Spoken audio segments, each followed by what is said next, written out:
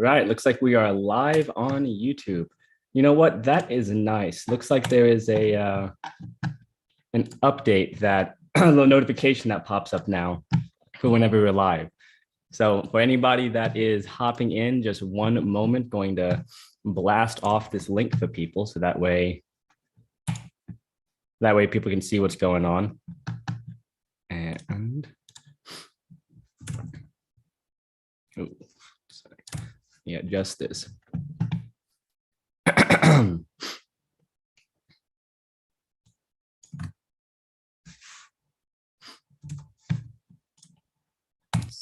Let's get that link. Oh, no, still missing one letter. And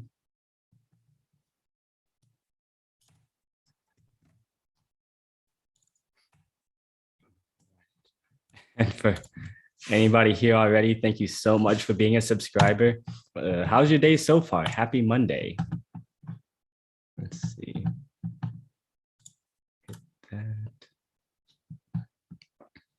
Okay, let me just check what the delay looks like. I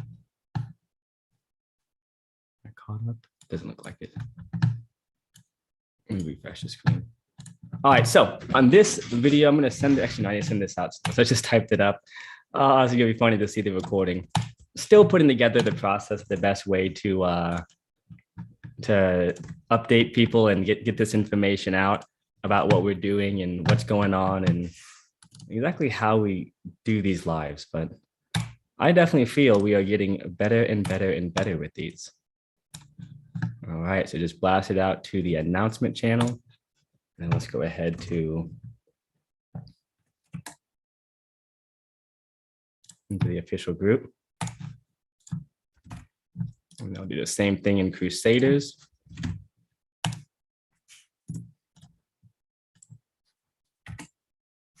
Drop a few others.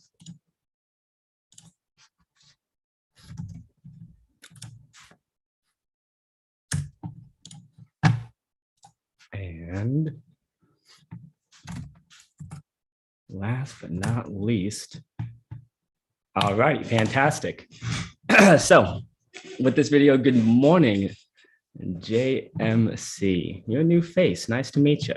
So this video today is really meant to be a catch-up of sorts, something that we've been, and I'll be vulnerable and I'll say struggling with, is figuring out how to take the many dozens of things that are happening at any given moment on any given day within this super fast industry of blockchain, and how do we transparently update everybody on what's happening live as we're figuring it out and doing it.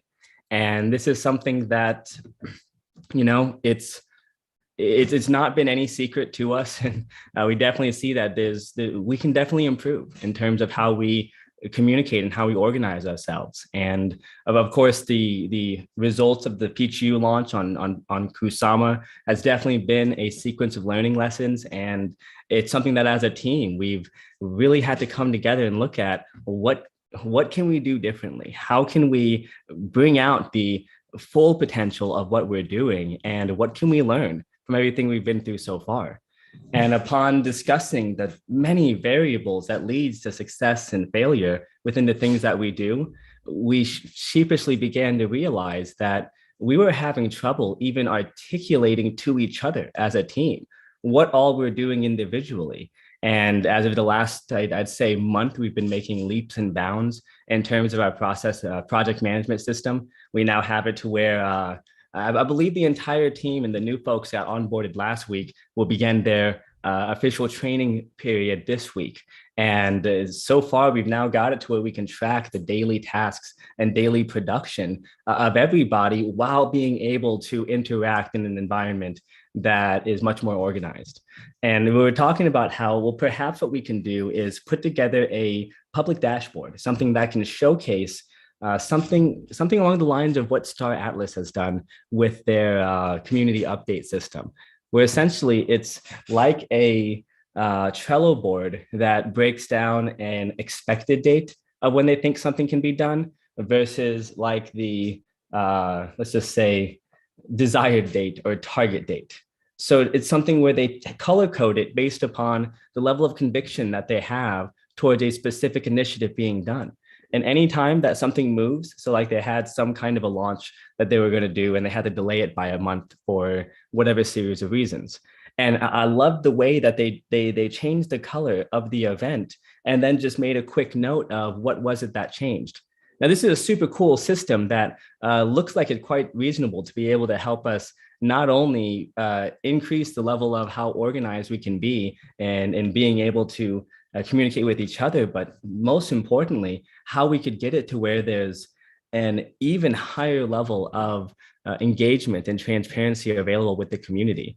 And this concept, this conversation of something as boring as process management and task management.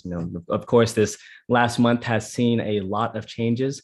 Getting ready for the Pichiu launch on Kusama was one of the biggest ones, and Sam, our former CTO, CEO, has recently let us know that he is going to be taking a break from crypto and starting another journey, having served, more than 6 months and provided so much to this community that, we can honestly say that the entire foundation that we're currently standing on is a result of Sam's leadership, his coaching and his training, and everything that he's done to bring everyone together, myself included.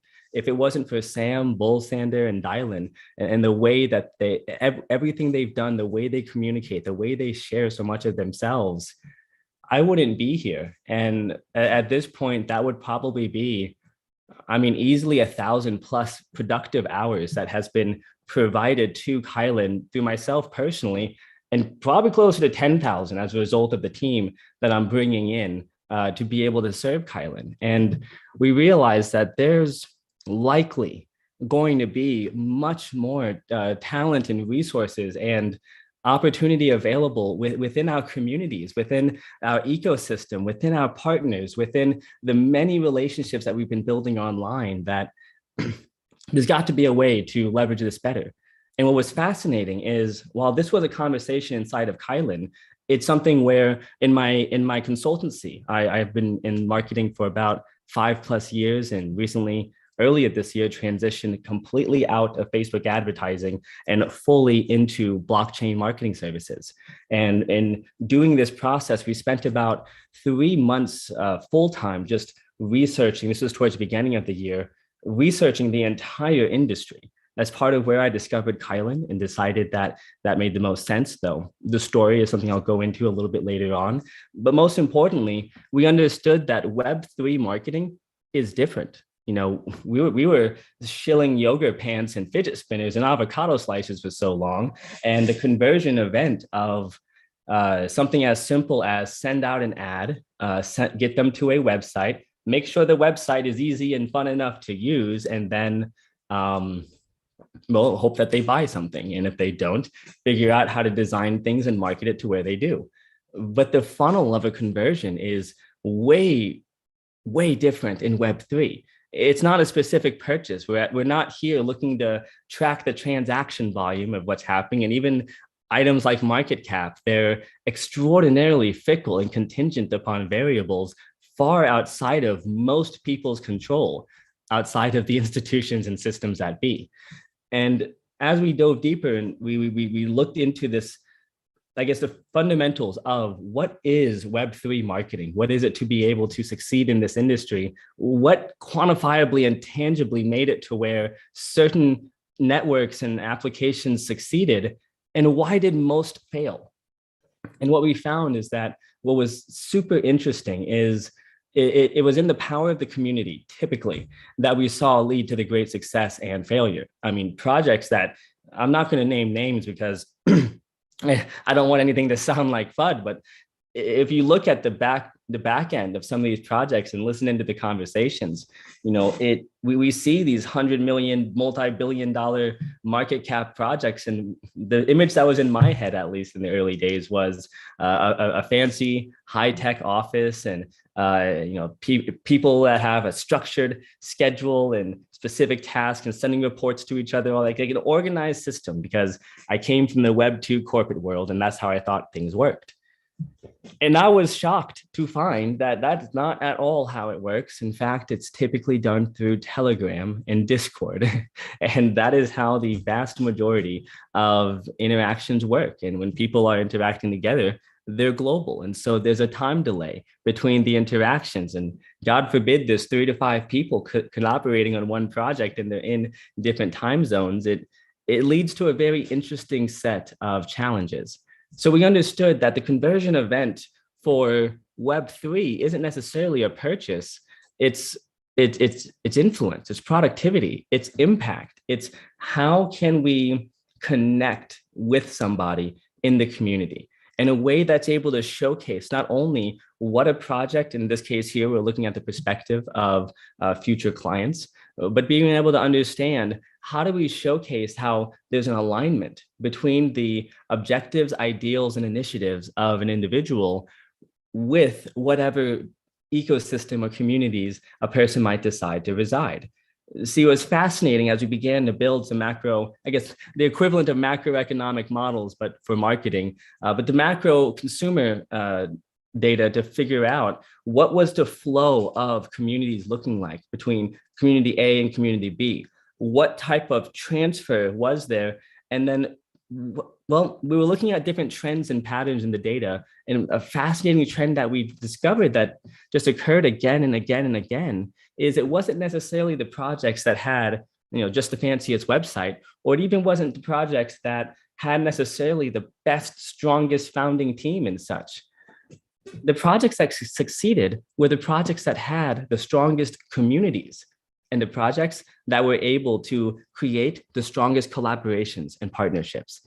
And consistently across the board, we would see this blending of communities between ecosystem A and ecosystem B, and this compounding effect that was sneakily buried deep into the data, because unless someone breaks down and looks at what is the trend, not just of the volume of followers, subscribers, and the amount of engagement on a channel, but where is that coming from? What is the likely source of it? And while sure, this isn't all public information, it's not impossible to connect the dots and make calculated guesses based upon objective data.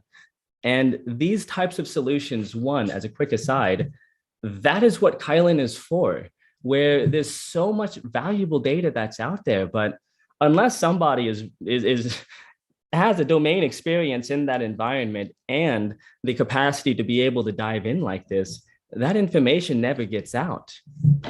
Either way, so we recognize there's a parallel between the challenges that we were seeing in how can we do things fast. As a team as less than half a dozen people working on a programming language that's only existed for less than 4 years, on a network, on a platform that's been live for less than 1 year, in a system that has a collective less than maybe 1,000 active developers in the entire planet.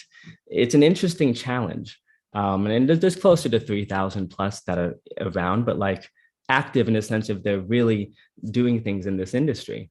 And the thing is that there's physically not enough talent yet to be able to make this happen. And while we are actively hiring, and for everybody who has reached out to me, thank you so much. I believe I've reconnected with most of you and sent an invite to a private group where we're going to be connecting with various individuals who would like to participate with Kylin, whether as a developer, designer, if you've got some skills in marketing and promotions, or if you are an enthusiast that would like to share your opinion and feedback on what type of initiatives you think would be the most valuable for us as a community. Please drop a message into our official Telegram and we'll dive into that. So what we wanted to create this video for is because when it comes down to looking at, well, how do we take the, we just call it modern marketing, but Web3 marketing would be more appropriate probably. How do we take the fundamentals of this budding Web3 marketing industry, which is entirely about seeing how to cultivate the most effective, most engaged, and most impactful community? And simultaneously, how do we create a project and task management infrastructure that is not just cloud native, but completely distributed native. I mean, blockchain native, that is entirely set up in a manner that we can be spread out all over the world, efficiently interact with each other, and scale rapidly. Because it's already an interesting challenge to hire 3, 10, 20 people simultaneously. And it's an entirely different situation to onboard 1,000 people. And that would be impossible given the current circumstances. And if we're to meet the demand that is out there for not just interoperable Oracle systems, but also the storage solutions and the query systems, the pre-made functions and various different analytic and dashboarding solutions that people will inevitably be selling on the marketplace, it's going to take thousands to be able to truly serve the blockchain industry as a whole. Because any project that uses data as zeros and ones has data that there's going to be inefficiencies that we can help resolve. There's going to be hidden insights within that data that would be valuable to somebody. And all of this, it's a rather abstract concept, but I generalize it as data monetization because it's something where, and we'll go into a lot more detail about this, but it's something that while the metaphor of data is the new oil is somewhat accurate and a nice visualization of what data could really be, unfortunately, it's also a bit of it doesn't paint the full picture. I don't want to call it misleading, but it creates the wrong idea of how the value of data works. Because the thing about oil is after you use it, AKA burn it, it's not typically very useful. On the other hand, data, whenever somebody takes the time to extract, refine, and then use data, it then becomes more valuable because either one, the data was proven to be not useful, at which point you have a data point that suggests what not to do, or it's something where the data provides a valuable insight, which means some type of productive or profitable value is generated. And that would allow for, well, people would want more of it. If it makes money, why would somebody use it once? At which point then it becomes systemized and automated. And, for anybody who's taken the time to maybe dive into a bit of the black hole of machine learning and artificial intelligence, where the future is now going. And I can't stress enough the word now. It's all companies are AI companies. All companies are machine learning companies. Anybody who's used Google, sent a message on Facebook, or saved an image or uploaded a image to the cloud, all of you have interacted with machine learning and artificial intelligence. And if it wasn't for these massively complex, I mean, think about the physical architecture of a skyscraper and all of the moving pieces that has to go inside of that. That's what a blockchain network is. And when we talk about blockchain solutions, the complexity and challenges, it's an exciting and fascinating, exhilarating adventure. I mean, I know we're not building rocket ships, but man, it's really cool. And I digress a bit, but it's something where we've got to be able to be in a position that we can take on this upcoming demand. Because while right now the AI machine learning has been locked in what the industry typically calls a walled garden, the data has been kept inside of whatever centralized Web2 systems are out there, not out of spite or, I don't want to point any fingers and say that it's an evil system, but it's a system that's not on the side of the consumers for sure. And in fact, we're more like sheep. We are the property, we are the product, and we have no rights or say of what happens to the value that we're producing. And that's a pretty one-sided system. And while, yes, that's not what I think is the best way to do it, and having worked with Facebook for half a decade, Meta now, as they like to try to call themselves, but after working with Facebook for 5 years, it's something that I'm thankful that these companies did what they had done. I mean, if you think about Google in the early 2000s and the fact that they had a bunch of damn near volunteer engineers, I mean, neuroscientists and developers that left multiple six-figure jobs to go work at essentially developer minimum wage to work overtime at this startup. And they were doing things completely outside of the specialization, paying not hard building, but like physically building their own servers to be able to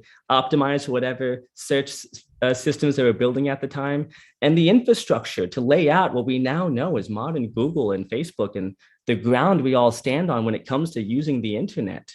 That is many hundreds of billions of dollars of collective investment over the course of decades.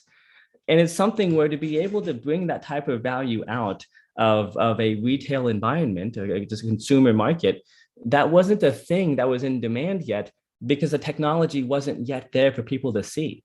I mean, who the hell would have thought about Pokemon Go the first time that they picked up an iPhone in 2007? And I don't think many people would have anticipated the just absolutely meteoric rise of ride sharing the first time that they sent the first tweet on the early iPads. It's something that, or maybe it was sooner than that.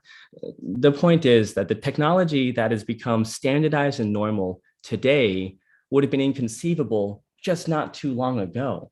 I mean, growing up, I remember in high school, the debate of Facebook versus MySpace. And I know that any of the Zoomers watching would call me a boomer millennial. And the fact is that that's the point. Things are changing so fast that even within generations, you've got within the millennials, the pre-iPhone, post-iPhone. And then we can take a look at pre-rideshare or this platform as a service boom versus post. And now we can be looking at the TikTok, the TikTok and post-COVID generation, where at this stage, every software, every application is going to be backed by some type of AI and machine learning. Because if it's not on the front end, it's on the back end from all the images they have online, whatever website that they're hosting from, or whatever automation system they're using to track their projects. But it's all still on the lower level, on the operating system, you could say, of the businesses. And where things are going next is it's going to become more simple to build. And that's the opportunity that we're leveraging at Kylin.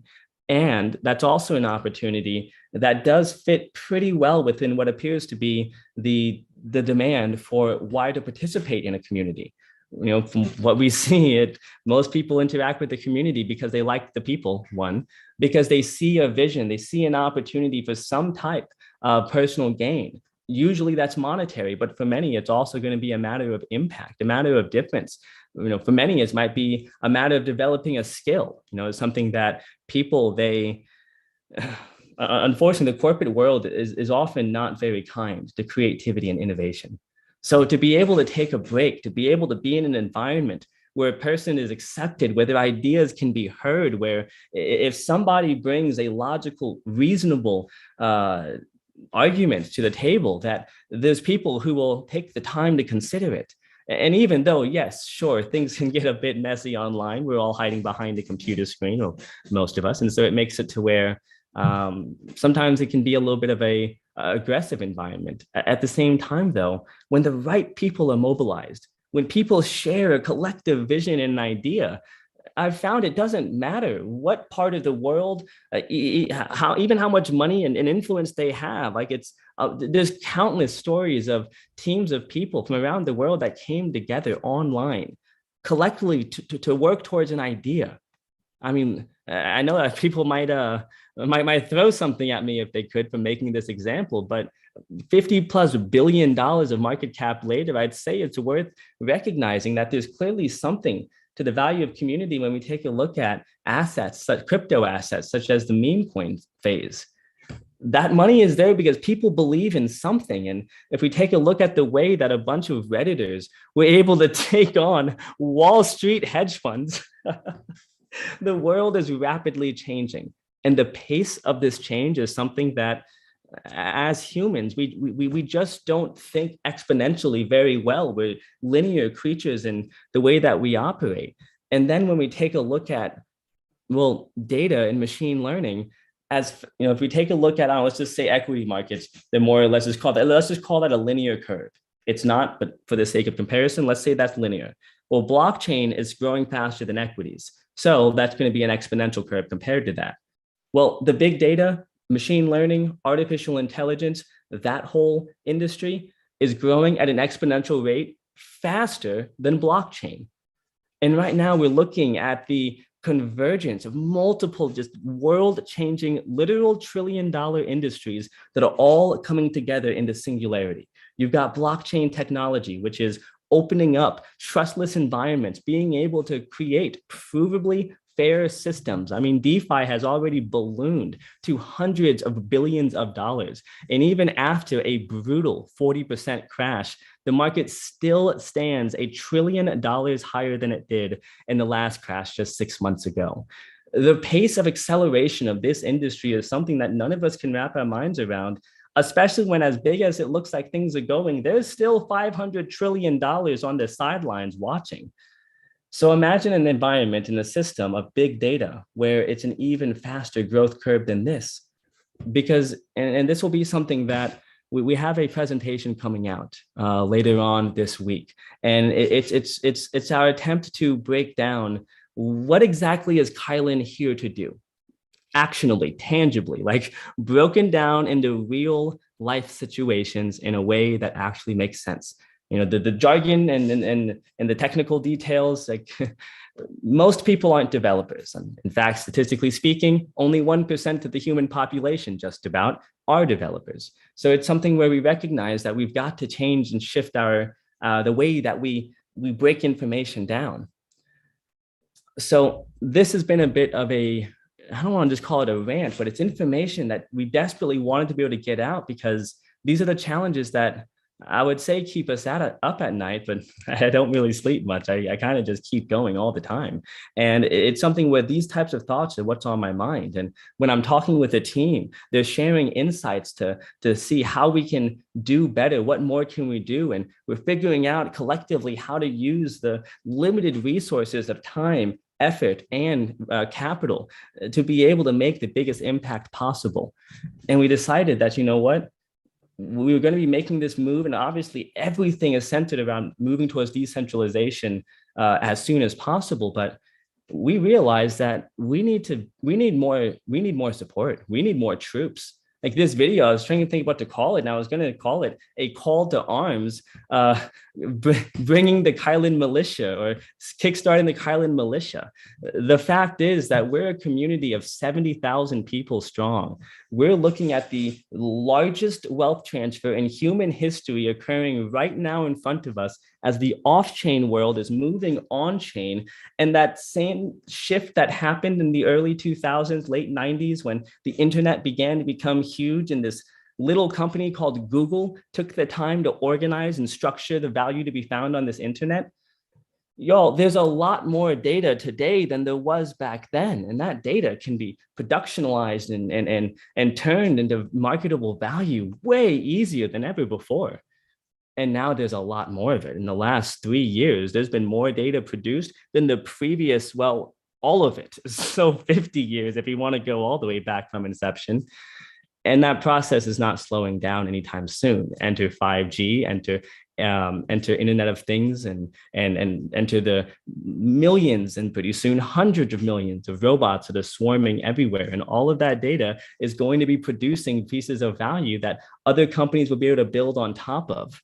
4 years ago, it would have taken probably a couple of quarters to put together a nice, refined, production-ready machine learning application. So of course, it's only the walled garden companies like Google and Facebook and Amazon that were able to invest the millions of dollars for proper AI and machine learning. On the other hand, if we take a look at nowadays, well, I know college students that are able to put together machine learning systems. And it's as simple now as you can even run machine learning directly from Microsoft Excel. Not exactly for the faint of heart if a person's not a developer. And even as a developer, sometimes the concepts of different algorithms can be a little bit overwhelming. There's a lot of details that go into it. Yet even now, I mean, as of recently as this last year, especially with the amount of innovation that accelerated from so many people spending time at home and on the computers post-COVID, there's solutions and systems that can do what would have taken a team of data scientists and engineers, mathematicians, collectively working together months, can now be automated by softwares that are pretty competitive and usually have open source options. This pace is growing fast, and right now is not just a let's just call it a quiet time in the market where we're not pumping, the industry is not in euphoria mode. I'm hoping people have sobered up a bit so we can focus on what really matters in crypto, because it's not the tokens necessarily where the value comes from, and it's not just the gains that people are coming in for. That's not what the blockchain is about. That's not what decentralization is meant for. What's happening is the world being able, the people of the world being able to take back the power and have a voice again. An environment that doesn't have a job place that discriminates based on a person's location. So if a person is working in country A, getting paid a tenth what someone in country B might be making, just because they live in a different time zone. These are the types of things where it's just not a great system in the Web2 world. And if I even extrapolate that out to the way that schedules work, to just arbitrarily force somebody to be inside of a cubicle from 9 to 5 and have them fight through an hour of traffic every single day, it's just not that efficient. When alternatively, what if a person can work the schedule that they want? What if we had it to where the average person was part-time, because it doesn't take 60, 80 hours a week to make some magic happen? What if a person agrees to what they're willing to do and are paid appropriately for the value being provided? At which point, if we put together a marketplace that allows for people to put up various bounties of the types of tasks that need to be completed, the timelines that are expected, and the level of quality that and whatever milestones are required for completion, well, in that case, then it would make it so that the pace of innovation could happen much quicker, because we could decentralize out operations. We can make it to where then if somebody here in Kyiv, Ukraine has an idea for a price feeding oracle that, I don't know, maybe it's built on some Chainlink Oracle node, and they're gonna data mine it to find different accuracies and then report that information to DeFi applications so they can create a tracker of how volatile is the data today versus yesterday. That's a super nerdy random example, but things like this where someone has an idea, if we see value in it, boom, we would want to be the first folks to kickstart that using the Kylin Dev Fund, which admittedly is not a $10 million fund now. It's more like a $4 to $5 million fund. It is still a metric whack load of Kylin that's available for us to figure out as a community what is the best way to nurture and encourage the empowerment of ideally hundreds and eventually thousands of applications. And we can't do that as a team of 6. Like, we work a lot and we work really hard, but this is going to take an army.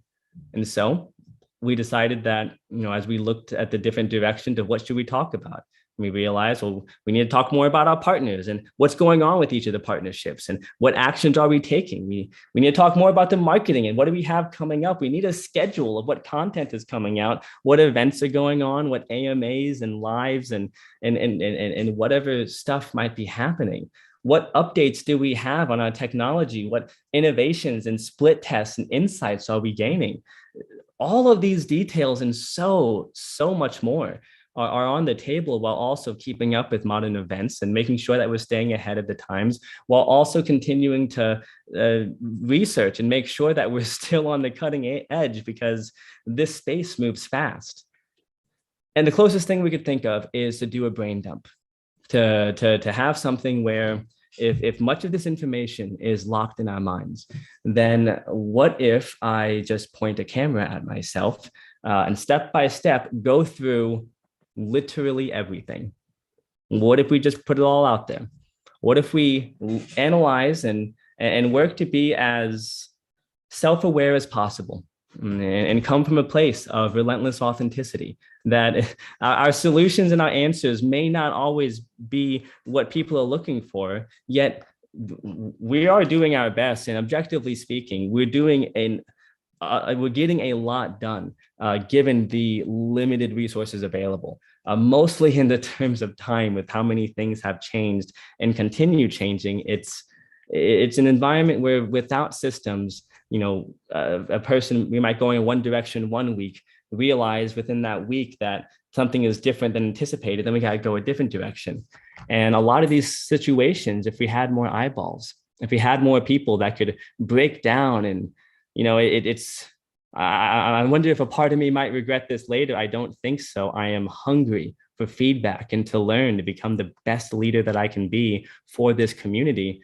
I want people to scrutinize our strategies, to really think hard and deep about what we're saying, challenge us if they disagree, and let's nurture, let's stimulate some engaging conversation from intelligent, passionate people. Because if someone has a better idea that's going to be more efficient, higher probability of success, more affordable, and / or faster, please share that with us, because it's something where those types of insights are going to allow us to grow at an exponential rate. So the title of this video is The Road to 10 Billion, Market Cap with Gen2 Oracles. And there's a lot to unpack there, but I don't know what type of headline would make sense for this, because this is going to be a journey.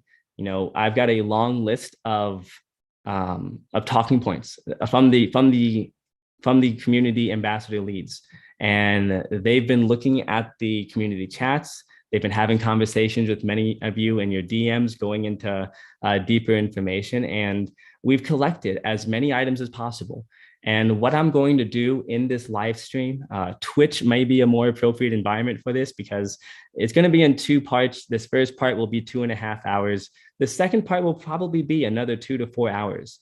And I'm just going to break down everything that I can. Of course, there are going to be some subject matter like exchange details that are under NDA and any other agreements that we have to respect with privacy. I'm going to share everything that I can. And it's a lot, and I don't know the best way to articulate it. I've looked at other solutions. We've tried to mind map it out. We tried to put it into spreadsheets. We started typing up a document, and yeah, it was something where the most efficient thing we could think of was just a brain dump. We're going to extract this video and take the transcription of it, break it down into sections, create categories out of those, figure out which items do we have a coherent response to, what items do we need to figure out, and what might be the priorities based upon everything that's laid out. We're going to have, and we already have, a Telegram group called the Kylin Community Militia. And in this environment, we're going to be sharing the specific details of this breakdown and discussing as a community. And this is available for anybody, by the way. So if it sounds interesting for you, if you'd like to participate on the inside of a blockchain project that is positioning itself to scale from, I don't know where we're at, probably 30 or so million. And I'm looking straight at 10 billion plus. I personally would like to be able to see closer to 1 billion next year. I don't know what that takes, to be frank. I don't know exactly what we'll have to do. And obviously I can't make a guarantee if it'll happen. I think if we set a goal, though, we can likely do better, because what if that's assuming a crash of some type? Because everything I'm doing, I'm thinking, how do we dominate even in the middle of a bear market? And well, the fact is, bull or bear, data doesn't care. And if the market goes down, people are not going to be less interested in mitigating their risk, maximizing their gains, and using automation to make decisions more profitably and more quickly. It's just one of those things that data is about making money and saving money. And both of those are going to be in style for a long, long time. So I say this because the directive and the strategy that we've been working on as a team, unfortunately, it's just not very tangible stuff. It's one of those things that we haven't been in a position yet to have something to show week over week. And to be frank, it's actually been months of intensive research and data mining and strategy sessions to figure out what is the best way to scale a blockchain project up into the top 20 type range. What does that take from scratch? And while there's a lot of ideas of how we could get started, and there's a lot of actions we could take. We can make a whole bunch of noise, kick our feet on the dust, and create something of a cloud. But the fact is, we thought that it would be more effective to sit down and really have a coherent brand strategy. And that's where Gen2 Oracles came in. That was the culmination of probably 2 months of creative research to find out not just what could we do, how the hell do we do it? And so exploring all the different options of seeing where the Oracle industry is at and where the value of data feeding in general is, and what does the future look like? Where's the value going? So I'm going to take a quick break, drink some water and coffee, and read through the chats. If you guys have any questions, comments, anything at all, drop them in there and I'll take a look. We're small enough right now where I can actually interact with everybody, which is super cool. Because when I follow people and researching the market, once it gets to a certain point, unfortunately, it's just not possible to connect with everybody. So great to see familiar faces. Bull Sandin, my friend. How's the weather over there, man? We just got snowed here in Kyiv. It's beautiful. I've missed the snow. Crypto lady, so nice to see you. Gene, I'm glad you have power. My goodness, thank you so much for being here. Hello, hello. Self-reflection and brainstorming as a team. That is absolutely it. We decided to open this up with everybody because, well, the whole topic recently has been how do we collaborate as a community better? How can we share more? How can we be more transparent? How can we be more efficient? And the reality is that this would probably be going to the team anyways if we were doing it. And it just seems to make sense to bring it to the entire community at large. Because I'm guessing that there's going to be somebody that, for whatever reason, wants to take the time to just slice and dice the heck out of this entire hours of content that's about to be made. And hopefully they come up with some insights. So yeah, we saw that maybe be useful. Danny, yeah, the Kylin hoodies are awesome. It's one of the initiatives I want to spend more time on, but obviously the Pichiu launch and making sure we can get everything on track to get on the mainnet and start building the marketplace so we can begin generating query fees and training Oracle developers and teaching people about how to use machine learning on blockchain and all that kind of cool stuff. So I say that because once the site is going, I've got the team where they have the e-com side of things I'd probably look at it as a month or so-ish, probably later, and probably earlier, excuse me. We would be looking at an e-com section or an actual store on their website where people can get swag and stuff like that. I say a month because the variable that may take some time is sourcing a great supplier. Bull Sander was kind enough to find someone here in Europe, and my goodness, like I worked in e-com for years and I sold a lot of drop ship stuff. This is one of the most high quality hoodies I've ever experienced. So the challenge though is that it costs like $80 to ship it from Europe, and that's just not reasonable for a hoodie for most people. So we need to source a supplier in the States, and that'll take time and attention that we don't want to take away from the initiatives. Which is something that's worth noting and again, this is a brain dump session, so I'm gonna kind of randomly just like, I don't know, you're gonna see the ADD, ADHD, slightly autistic, whatever people call it. You're gonna see what monetization Andy looks like behind the scenes, because the fact is I don't really have a behind the scenes personality and I guess like stage personality. My objective is to just be the same dude. Quite frankly, I'm not very good at acting or trying to be something. And it's nice working in an environment where a person can be, I guess, just shamelessly themselves. And in my case, I love data. I've been obsessed with data my entire life. I've spent, I mean, since I was 4 years old, I would say I've been pursuing the path of science. And well, what we're doing is exactly in alignment, but going more into my background and such is a different part I'll be putting into this brain dump. So anyways, I got a bit off track, but it's something that for the e-com side of things, we'll be getting that set up pretty soon. And I'd like to actually get a whole lot of different swag because one, from a marketing perspective, that makes a lot of sense. People can then go and deck this stuff out. Two, the metaverse is blowing up and that boom hasn't even started yet. So we have multiple initiatives going where already we have a partnership that will be, well, actually, I guess announcing literally any day now, where we'll be having some Kylin metaverse fashion. So there'll be a virtual hoodie that people can put on the metaverse avatars. At the same time, though, yeah, I'm going to go to the next topic. Sorry, there's just so much. And yeah, you also see me bouncing around a whole lot because this is recorded. So we're just going to go and chop it up into pieces and categorize it later on. Let's see what else we got. Oh no, I got out of it. Let's see. Yeah, absolutely. Taking that innovation. What are the distinctions between machine learning and AI? You know what, Brian, that is an awesome question. It's one of those things I guess I don't really appreciate that it's they sound pretty much the same, yet we always make this distinction. So before I go into machine learning versus AI, I should talk about what these solutions are in general. It's really just math. It's like a regression formula, a regression equation, where you have a whole bunch of dots on a chart, let's say, and you want to figure out what is the average between all of them. Well, that line, that's the average between all of them. It doesn't mean that every single dot is going to hit that line. It just means that you can guess within a probability, and there's a process to actually calculate the quantifiable percentage chance of a data point falling within a certain range of that line.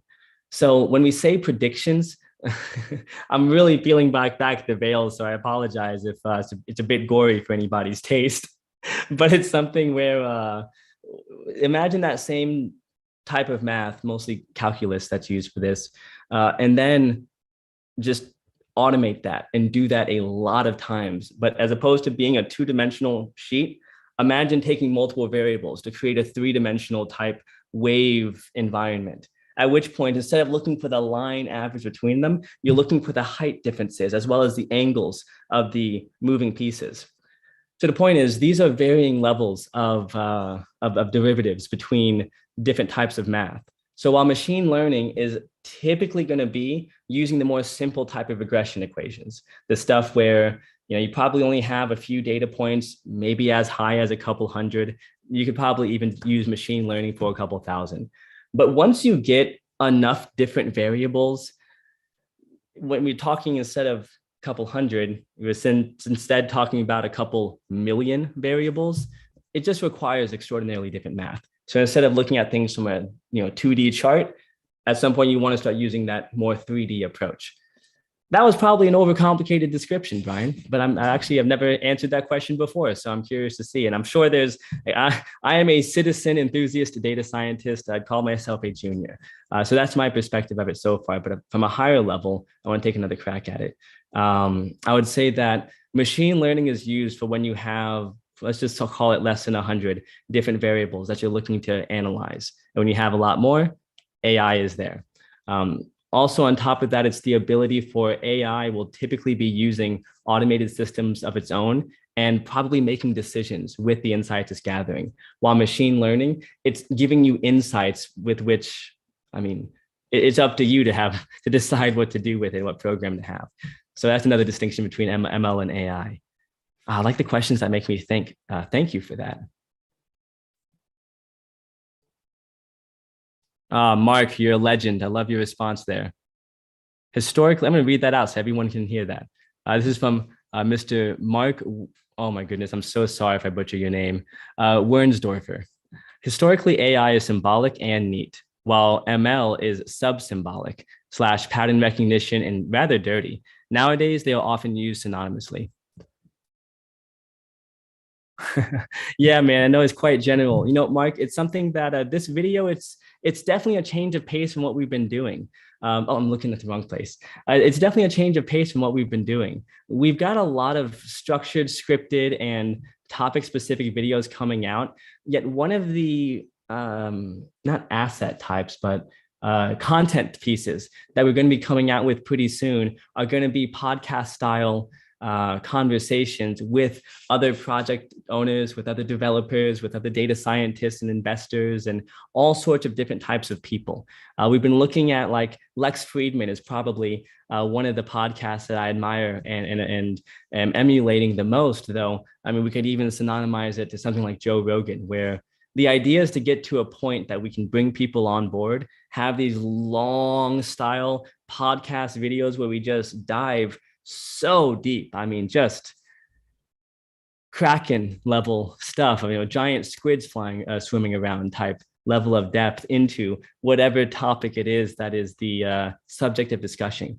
So we haven't, this is kind of like I guess everyone knows I love the phrase two birds with one stone, but this is a way that we can split test and determine, well, what happens if we point a camera at ourselves and just talk about nerd stuff for a couple of hours? And what type of engagement can we create? What type of secondary content can we make by slicing out the most valuable segments from that?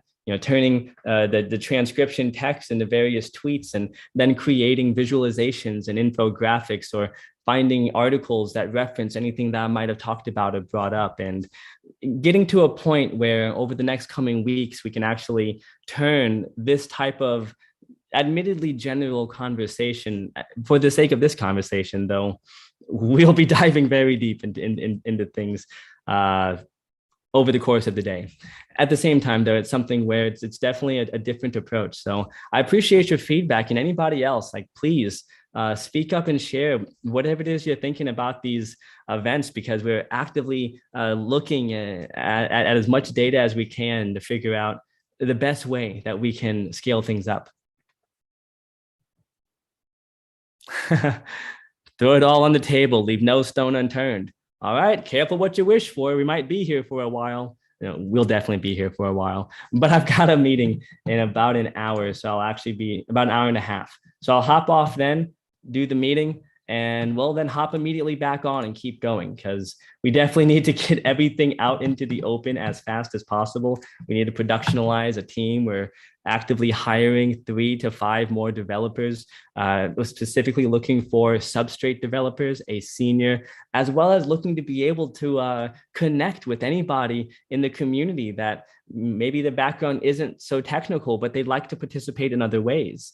We're calling this the Kylin Community Militia. And for anybody that's just getting involved or just getting started watching this live stream, we're here going over, well, everything that it is we're doing at Kylin. We're taking a look at what's happening right now. We're sharing everything that we're doing, and we're going to have our team analyze this video, break it up into categories, and then we're going to use that as something of a, I don't want to say roadmap, but I guess just more of a structure by which we can move forward.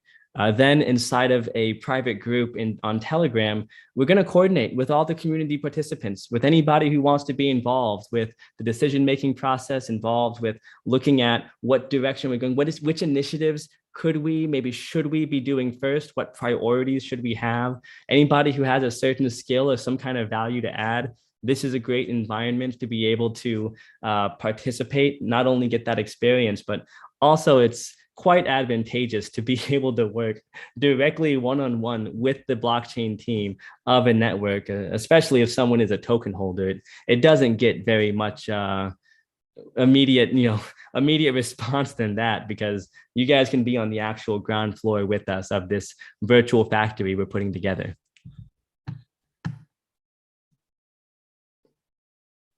So another question from the community here. What particular progress/event do you think will make people be more aware of Kylin and Pichiu? And in the coming months, will that be approximately? And how many months will that be approximately? I'm aware of uncertainty. I appreciate that. So yeah, it's something where when I take a look at which particular event I personally think is going to make the biggest impact, quite frankly, it's literally this. We've spent the last couple of weeks putting together the team and the initial systems to support an initiative like what we're doing right now, but being able to break down exactly not just what's happening behind the scenes. Of course, that's a fundamental step, but also being able to bring people together. When someone has an idea, someone wants to share, for someone who has practical industry experience that could be valuable for what we're doing, we want to have a very close feedback loop of what's going to happen. And I personally believe that is the most important initiative, because we can scale linearly as a team, but we're a finite number of people, and there's a quite an administrative and systematic process for bringing on an employer or something. On the other hand, by collaborating as a community of 70,000 people, I think it's reasonable we can get a 1% penetration rate within our own ecosystem, at which point that's potentially high hundreds and hundreds of people that can be adding some form of unique individual value, access, information, insight, or something to help us be quicker in the way that we adopt things. Though I would say a close second is actually the documentation, because it's something where, of course, a large motivator for people to participate with Kylin will be the ability to generate some type of value as a result of what they're doing. So whether that's some kind of one, the access of knowing what's happening up front, two, the participation, whether that's a participation, excuse me, within the bounty, which will be denominated in either Pichiu or Kylin, or on top of that through NFT offerings, whether that's apparel or some kind of utility NFTs, or there's all sorts of modern Web3 structures that we see that have quite a viral effect. Because everything we're doing here as a community, the next layer that gets immediately built on top of that, and later on, I'll go through a full breakdown because it's probably going to take me 30 to 45 minutes to figure out how to articulate myself for it. But then, of course, we'll take that transcript and shorten it down, and I'll make a dedicated video later.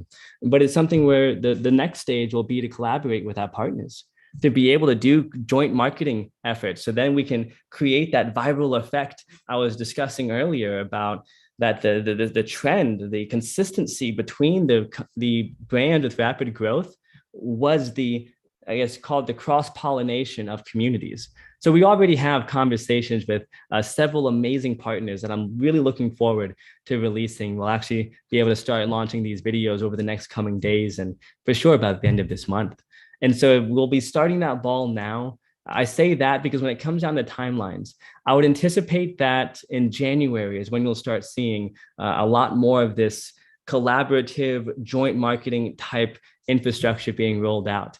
By February, I would anticipate that we've already likely pulled in some strong partners close and are consistently doing activity and marketing activity together. From there, I personally would be rather surprised if we don't have something of a mega content marketing machine by the end of, I'd say, let's just call it March to be conservative. Now, it is something admittedly where this build out and this system that we're doing, it is a campaign push that's meant to then essentially automate itself moving forward. My background is in marketing, and I was not just running an agency, working for an agency, and at one point coaching agencies. I picked up a thing or two about how to keep things efficient and effective. And it's just not strategic for a blockchain development company whose focus and core competency is data technology and substrate Rust and these types of specializations, which are completely different than marketing stuff. So the idea is to decouple the different focuses, so that way people can specialize in what they do using the systems that they know work for what it is that they're doing. And in this case here, it's something where, yeah, after that 90-day period-ish, I would imagine that by then we'll have some type of a precedence of what that consistent vibe looks like. Right now it's going to be pretty much random. We'll have these really long type videos because we're experimenting with it. And quite frankly, an experiment is going to be at least a month of testing before we can have enough data to determine how it's really looking. At the same time, though, there's going to be a ton of stuff out there. We'll have surely figured out what's working well, what's not. And while I can't speculate what that's going to do, to any other quantifiables such as market cap or price, I can say that I have high confidence of what that's going to do for the number of token holders that we have, people who are hearing about Kylin, and then those who are engaging within our various communities online. Good question.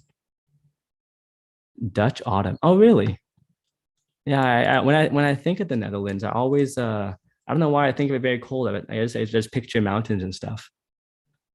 Nam. So imagine we're discussing Wales. Yep. It's I would say it's going well. The challenge that we're facing is we did move pretty quick on getting into the crowd loans. And that was challenging. We had a real tough decision to make where we either launch too soon and it doesn't look very good and it's not very fun in those early stages, or alternatively, we potentially get stuck and wouldn't be able to launch until closer to like February or March. So the second option didn't really seem very practical. The first option wasn't very fun, but after, I mean, it was almost 2 weeks of deliberation that was the best option. And that's as a community. We had all the ambassadors come together as well as the leadership team to figure out the best way. So I say that because something where when it comes down to the conversations, these individuals we're speaking with, they believe in the long-term vision of Kylin, the solutions that we're building, the things that we're doing. And being able to get more marketing out like this is really where we see is probably going to be the biggest impactor to help bring success to the Pichiu crowd loan. North Carolina, what's up? What are your thoughts on the start of the crowd loan? Yeah, so I guess I kind of went there already. Whoopsies. Yeah, there were a lot of things we could have done better. And personally, I guess relentless authenticity, I'm a bit disappointed that we weren't more prepared, if I'm frank. And I'm talking about myself here. I had the the opportunity to be introduced as CEO of Kylin, I guess about a month ago at this point. And before that, I was working relentlessly at putting together the marketing strategy and the marketing plan. And I didn't know the full scope, the full picture of what was happening. So while simultaneously putting together this marketing system, hiring, onboarding, training, and this entire creative brand strategy we have, putting that together, also going into the company and seeing, well, how are things going on the tech side, the operations side, the financial side? And as we dove deeper and deeper, it was clear that we had room for improvement in our systems. Most of blockchain is run on Telegram and Discord. And even a gentleman like myself, where I've only been in the space for less than a year, and as a project, I've only worked here for about 5 months. And I went through while building out the project management system we have. I counted and I have over 200 conversations active right now. And that's just with partnerships, prospective partnerships, and other partnership related stuff. I was just bundling and categorizing and organizing everything into the system. So the point is, that's 200 just amongst partners, not to mention maybe 2x, 3x that comes in from just individual DMs. So it's something where when you compound that across a team that's expanding, have people all over the world, different time zones, different holidays, just different working styles, it makes it to where whenever something fast, something instant has to be put out there, it can be difficult sometimes for the left hand to talk to the right hand. And that's part of what we are testing out a solution for here, is the intention is to just lay everything out on the table. So that way, then, of course, we'll still be interacting as a team, but even as a team, like Kylin and I, we're both very close as fellow leadership of this company, and we don't exactly have time to sit around and talk about the things that we're doing. We have a couple of Telegram messages that get directly to the point. We may speak directly to knock out a few things, but for the most part, he has no idea what I'm doing, and I have no idea what he's doing. We catch up on the immediate action-oriented stuff, and that's where things happen, and that's kind of the standard.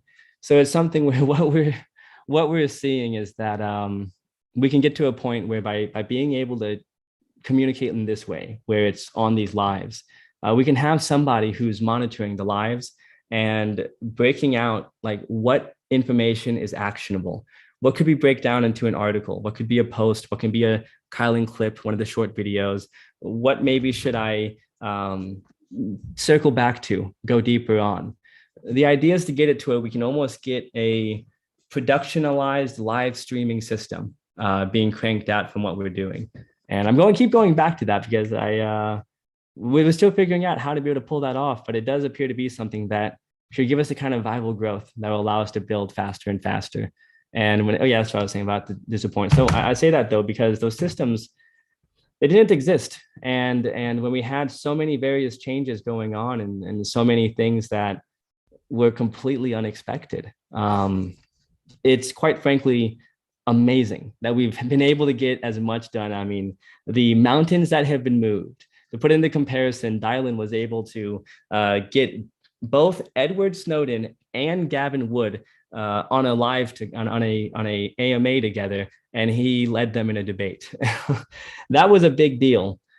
And how far Sam and the dev team and our venture capitalists who stepped up so much and added so much value to the team, and being able to not only be the primary and the, I guess, original founder with Dylan, but also to be able to be there to support Kylin and understanding and seeing the vision to push even further. These people have moved mountains internally, and even though our reporting and, I guess, like sharing what's happening behind the scenes has been atrocious in my opinion. Unfortunately, it's why we're testing new stuff out like this.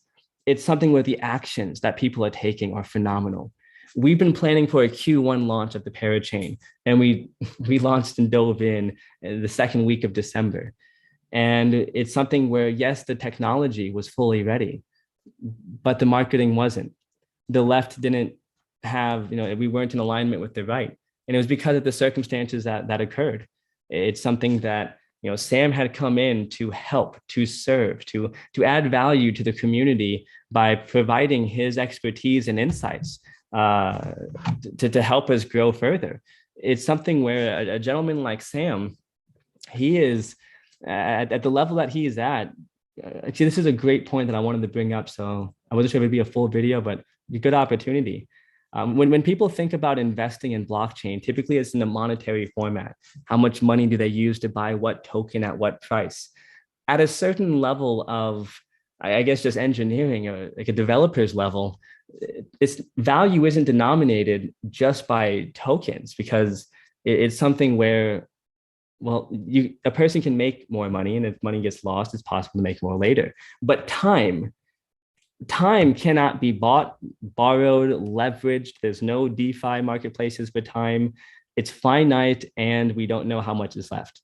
So developers typically, executive leadership, project managers, the folks who are making moves in the industry, they usually denominate their value by time. And in the sense of when they invest value, they're investing time, even above and beyond money. I say that because Sam, he came in to help, and he did so much, making sure that we have ground to stand on, getting query fees active, making sure we have a data warehouse that's able to organize and to associate who owns the data. And this is the ground we need to stand on to build a marketplace on top of it. A beautiful user interface that makes it easy. And I'm intending to make it fun by gamifying the whole thing with a series of points that makes it a much more engaging and viral experience. At the same time, though, it's looks like I lost track inside of the tracks, but yeah, I'm gonna go back into this here. I don't want to do that, making nervous sounds along the way.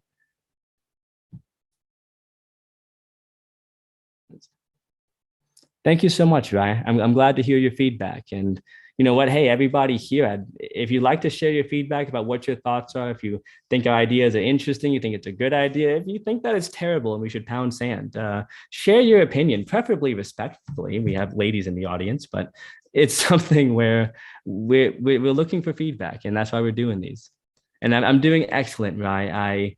I got pretty sick I guess that was about a week and a half ago. I was traveling a whole lot these last couple of weeks, and it feels amazing to be back on solid ground and able to sit back in one place and it sounds weird, but get back to work because I really love it.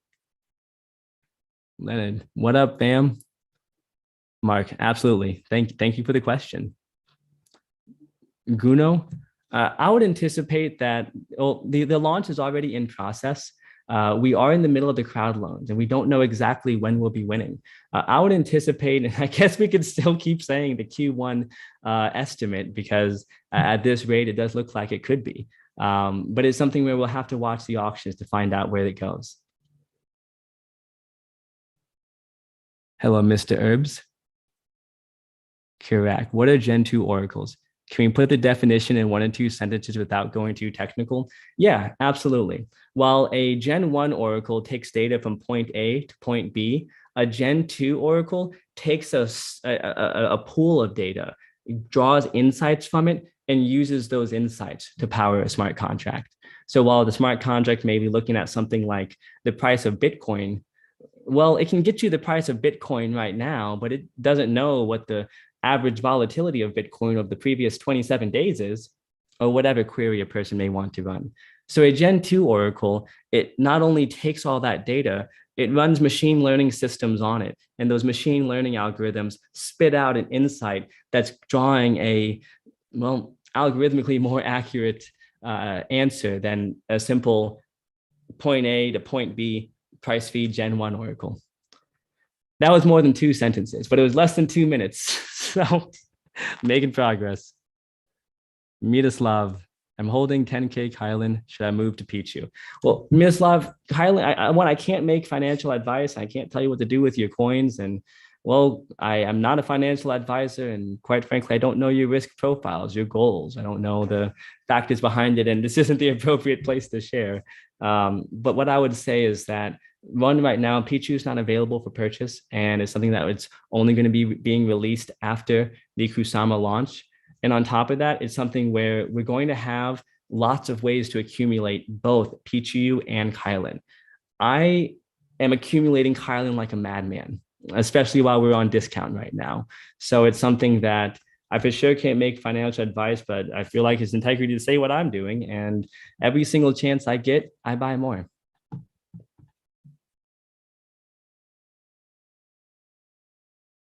Let's see what else we got. Wandering. I don't hold column looking to search buy and hold. Yeah, I couldn't tell you, the strategy that you take with your cryptocurrency investment or crypto assets, excuse me, investments. I wouldn't be the appropriate source to tell you what to do. What I can say is that for anybody who's looking for a big data play, who's looking for something probably within the Polkadot ecosystem, and who's wanting to be on the ground floor, it's a higher risk situation because we are a microcap. It means that we experience much greater volatility.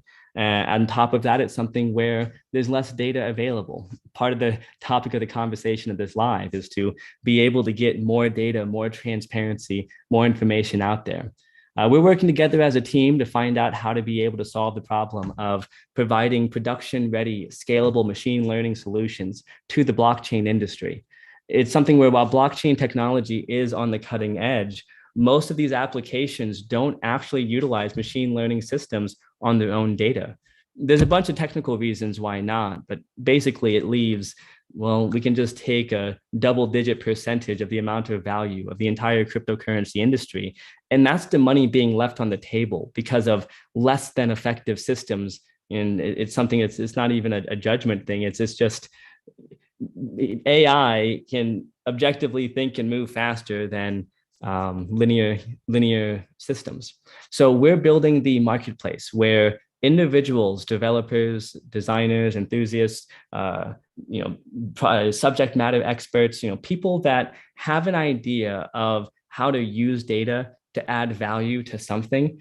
This marketplace is an environment where anybody can either build a solution that then others can plug into and they instantly get paid the majority of the query fees that are generated, or they can set up a bounty to create a data solution. So maybe somebody's not very techie, but they know, like, I'm an advertiser by background, and I know that it would be extraordinarily useful to have an idea of a general trend and how we're improving or how things are getting worse, because it's so important to update and report our clients on the performance of the ads. So a machine learning system that can provide us with predictions and projections of what we expect moving into the future, that would be cutting edge in the ads world. But if I'm not a techie person, maybe I put up a bounty that says, hey, I need a thing that connects from Facebook to Google Sheets and puts it inside of the Kylin data warehouse. And whatever it might be, it makes sure we can have and nurture collaboration. the ultimate objective is increasing the pace of innovation, especially within blockchain, though there's many off-chain value as well. There's really only scratching the surface of what we do as Kylin, but I didn't intend to make a shameless pitch, but at the same time, I'm welcome to it. So my bad. Hope that was helpful though. Stephen, what made you go to Kyiv? Benefits of working on blockchain in Ukraine. Yeah, so I've actually been traveling to Kyiv for the better part of the last 3, 4 years now. This is probably my eighth time out here. It's one of my favorite cities on the planet. And that's after spending about 3 years traveling the world as a digital nomad. Ukraine has got such a vibrant energy of innovation. I mean, the last time I came to Kyiv was 2 years ago. And coming back, it's like a different city, how much has transformed and grown and changed. Here in this country, there was a horrible revolution that happened about 7 years ago, and in that process, they ousted a pretty sour character that was here running the country. And afterwards, it was the first time that Ukraine kind of had their freedom and had a chance to create their own culture, their own identity in the global marketplace. What this led to is a just a microcosm of innovation and creativity as people are looking for the best way to add as much value as possible. And on top of that, there is a lot of excellent development talent. The challenge is that culturally, there's quite a divide between the Eastern European post-Soviet bloc region and the United States. So it's something where it's really useful to be on the ground when it comes to connecting with this environment, because I really need to understand the culture, the language, and more about the people to be the best influence possible. But the idea is to be able to build a community of developers, folks that are looking to create, looking for an opportunity to grow, to do something online.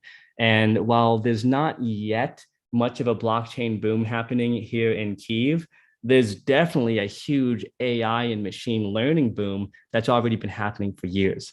So my idea is to be able to create an opportunity or a door to help developers or enthusiasts that want to get into the blockchain industry, to provide education, coaching, support. We of course have access to the Kylin bounties, any job opportunities that are available, and I'm guessing between the hundreds of partners that we're talking to, that are potential partners, like the hundreds of different projects, this better word, the hundreds of projects that we're talking to, we're all hiring. So it's something where the idea is that this might be quite something of a hotbed, and I'd love to see it as perhaps it becomes a hot spot for blockchain data as a whole. All right, so with that, I have another appointment coming. Oh wait, no, I don't have an hour. Okay, well, I don't know how other people manage to stream for 4 to 6 hours straight. It's super duper impressive. But I need to go to the bathroom. So I'm going to just pause and mute myself. And I guess the team will clip this out later. I'll have to watch a video to find out what it is that streamers do in these situations. I think on Twitch, they just walk away, but I haven't seen them on YouTube much. Anyways, I'll be right back, y'all.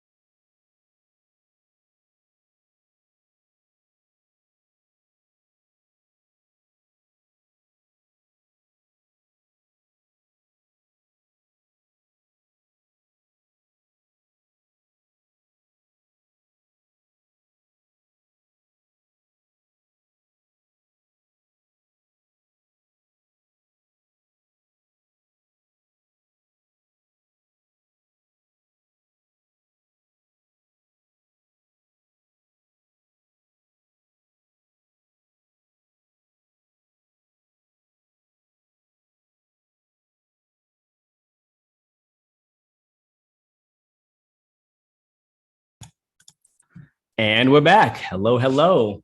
So it's something where I realized it's really turned into more of an AMA slash general update type video, though it is still the brain dump. It's just, I guess, the warming up of the brain dump. So what I am considering that we do for this next section of being able to get a full, detailed, transparent delivery of everything that's happening so we can better analyze it is I'm going to list off the different ideas that we have, what we're thinking about, the perspective we have on everything, and oh,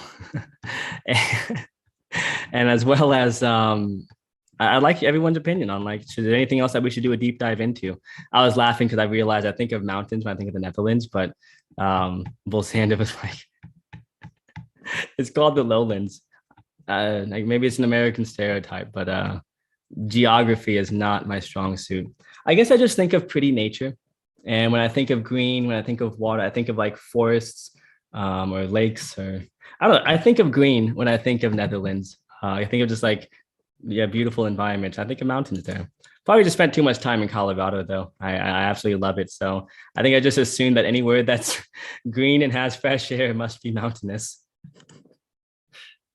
All right. So a couple of items that we're going to be going into, just different questions that perhaps are items that we've scratched the surface on, items that we might have talked about weeks or even months ago and there hasn't been an update on, items that may have changed, things that are challenges that we're facing, different opportunities that we see, actions that we're taking, the specific strategies that we'll be doing, and how we think that how we think the best way to get these things done are. It's quite an agenda. It's not organized. There is no schedule. I have no idea how long it might be or when these subjects will be. This is a brain dump where, as a team, we're looking to organize what all is happening in the company and how can we organize it and structure it in a way that, as a community, we can have multiple eyes looking at what's happening. So collectively, we ideally can move even faster, more efficiently, more effectively than anything else out there.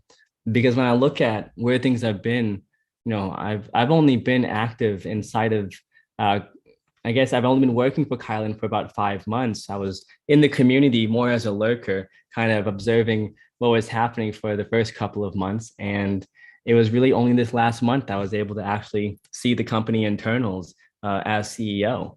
And well, I guess I'll make another update in this first video before we end up. It's one of those things that when I take a look at what will it take to make Kylin a not just billion-dollar company, but a $10 billion and beyond market cap project. And the fact is that that's not going to happen on a linear scale. And when I look at marketplaces and the network effect that actually generates the inconceivable value that comes from data, there's a lot of moving pieces, and that's going to require us to arm and empower many thousands of people with the ability to not just create blockchain oracles and various data solutions, but we need to also be teaching people more specific and nuanced items such as machine learning and AI. So that way people can more effectively utilize the Gen2 oracles. So looking at a way that we can bridge that gap where it can be as accessible as possible for both developers and people with experience, as well as enthusiasts and those who may simply be interested or excited about the concepts of big data and blockchain technology, and are looking for a way to be able to generate value online from that. And well, especially given the direction of inflation and how things are happening around the world, people are going to be looking for alternative places to the alternative assets to be able to accumulate. And well, if somebody could invest in the underlying network architecture of the internet, that would probably be a pretty valuable asset nowadays. But the original Web 2 infrastructure, I guess that was Web 1 actually, wasn't built with that being possible. Now it is though. And in Web 3, we need an entirely new foundation. And that's what all of us blockchain projects around the world are building. So It got a bit off from there, but the main idea is that when I take a look at what will it take to hit that kind of scale, to make that kind of growth, this top-down structure just doesn't make rational sense to me, because then it gets bottlenecked. Right now, Sam, Dylan, and myself, between all of us, we have a lot of information about what's going on, but to get all of that out there, it's well, as my mentor used to say, the bottleneck is typically found at the top of the bottle. And well, I say that because one of the things that this is kind of an update, and I guess this is part of an example. This is a good test to get to see how this works, because I haven't told anybody this, but there's so much, I guess, not misinformation, but so many perspectives of how to look at what is a CEO, what is a leader. And I don't think that this vernacular makes sense in the environment that we're in. We're working towards making a decentralized autonomous organization. It has to start somewhere. And so going from 0 to 1, the venture capitalist and founder team that Dylan put together made it to where we have a working product, something that we can now build upon and bundle and package and market and grow. And to get to the next stages, we need to start loosening up more and more and getting the community more involved, making it to where past me that was lurking in the chats could hop onto a live like this. Maybe I got a couple hours a week available. I can make some cool stuff with people and fill my bags along the way as well. These are the kind of opportunities that we want to be able to build. So anyways, long story short, I'm stepping down from CEO and I'm changing my name to monetization architect. I'm tired of seeing the conversations of, oh, but this person was CEO, then that person was CTO, then I'm the CMO, and what about the tech lead? And like, guys, it's something where this is a merit-based economy. It's not about the title. We consistently laugh and make fun of title, yet in the amount of time and attention that people put towards it doesn't make sense. I'm not I don't have a complete power on what's happening. I'm oftentimes operating more as a president, just taking the perspective of the people and then going internally as a team to help move consensus as close to community demand as possible. And over time, as we share and manage to empower more people as leaders, it'll make it to where we should have many, many leaders from all over the world, different languages, different cultures, different specializations, that individually will find data opportunities where there's ways that a data asset can be monetized on blockchain, which is every asset on blockchain and most assets off chain. So it's something where it's a literal multi-trillion dollar wealth transfer that's occurring. And that's not consolidated in some executive team or some traditional board. And if people hear the word CEO, well, chief executive officer insinuates that there's an executive team, which there kind of is, but we don't have the same structure as a corporation, even though, yes, it's still technically a company. So the point is, I don't know the best name for my title, and that's why I chose monetization architect, because it's something where if I looked at how do I define what I do, what is the value that I add to Kylin, it's something where I see myself as a gentleman that can connect the dots of what's needed to get us with the highest probability possible to whatever objective we're trying to hit. We want to expand out our marketing. Okay, well, what's the current marketing plan? I take a look at that, assess where are the weak points, what are the strong points, build something that looks a bit better, and then argue to see if what's wrong with it to make it better.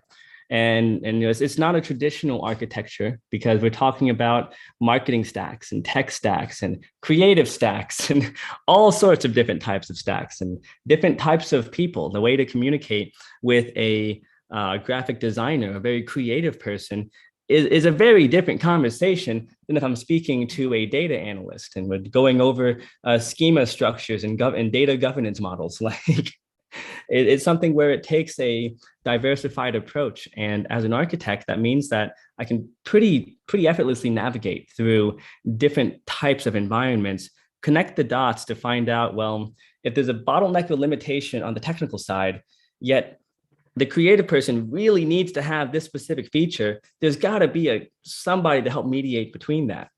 So Yeah, I bring that up because does that make me a CEO? Kind of, I guess. But really, my job here is to figure out how do we make things make money. That's what I do. And when it comes down to as a community, as we grow, as we build, there's an opportunity for anybody, everybody who sees value that they can add, has an idea, is willing to take action and stand behind achieving a result and staying consistent and growing with us along this journey.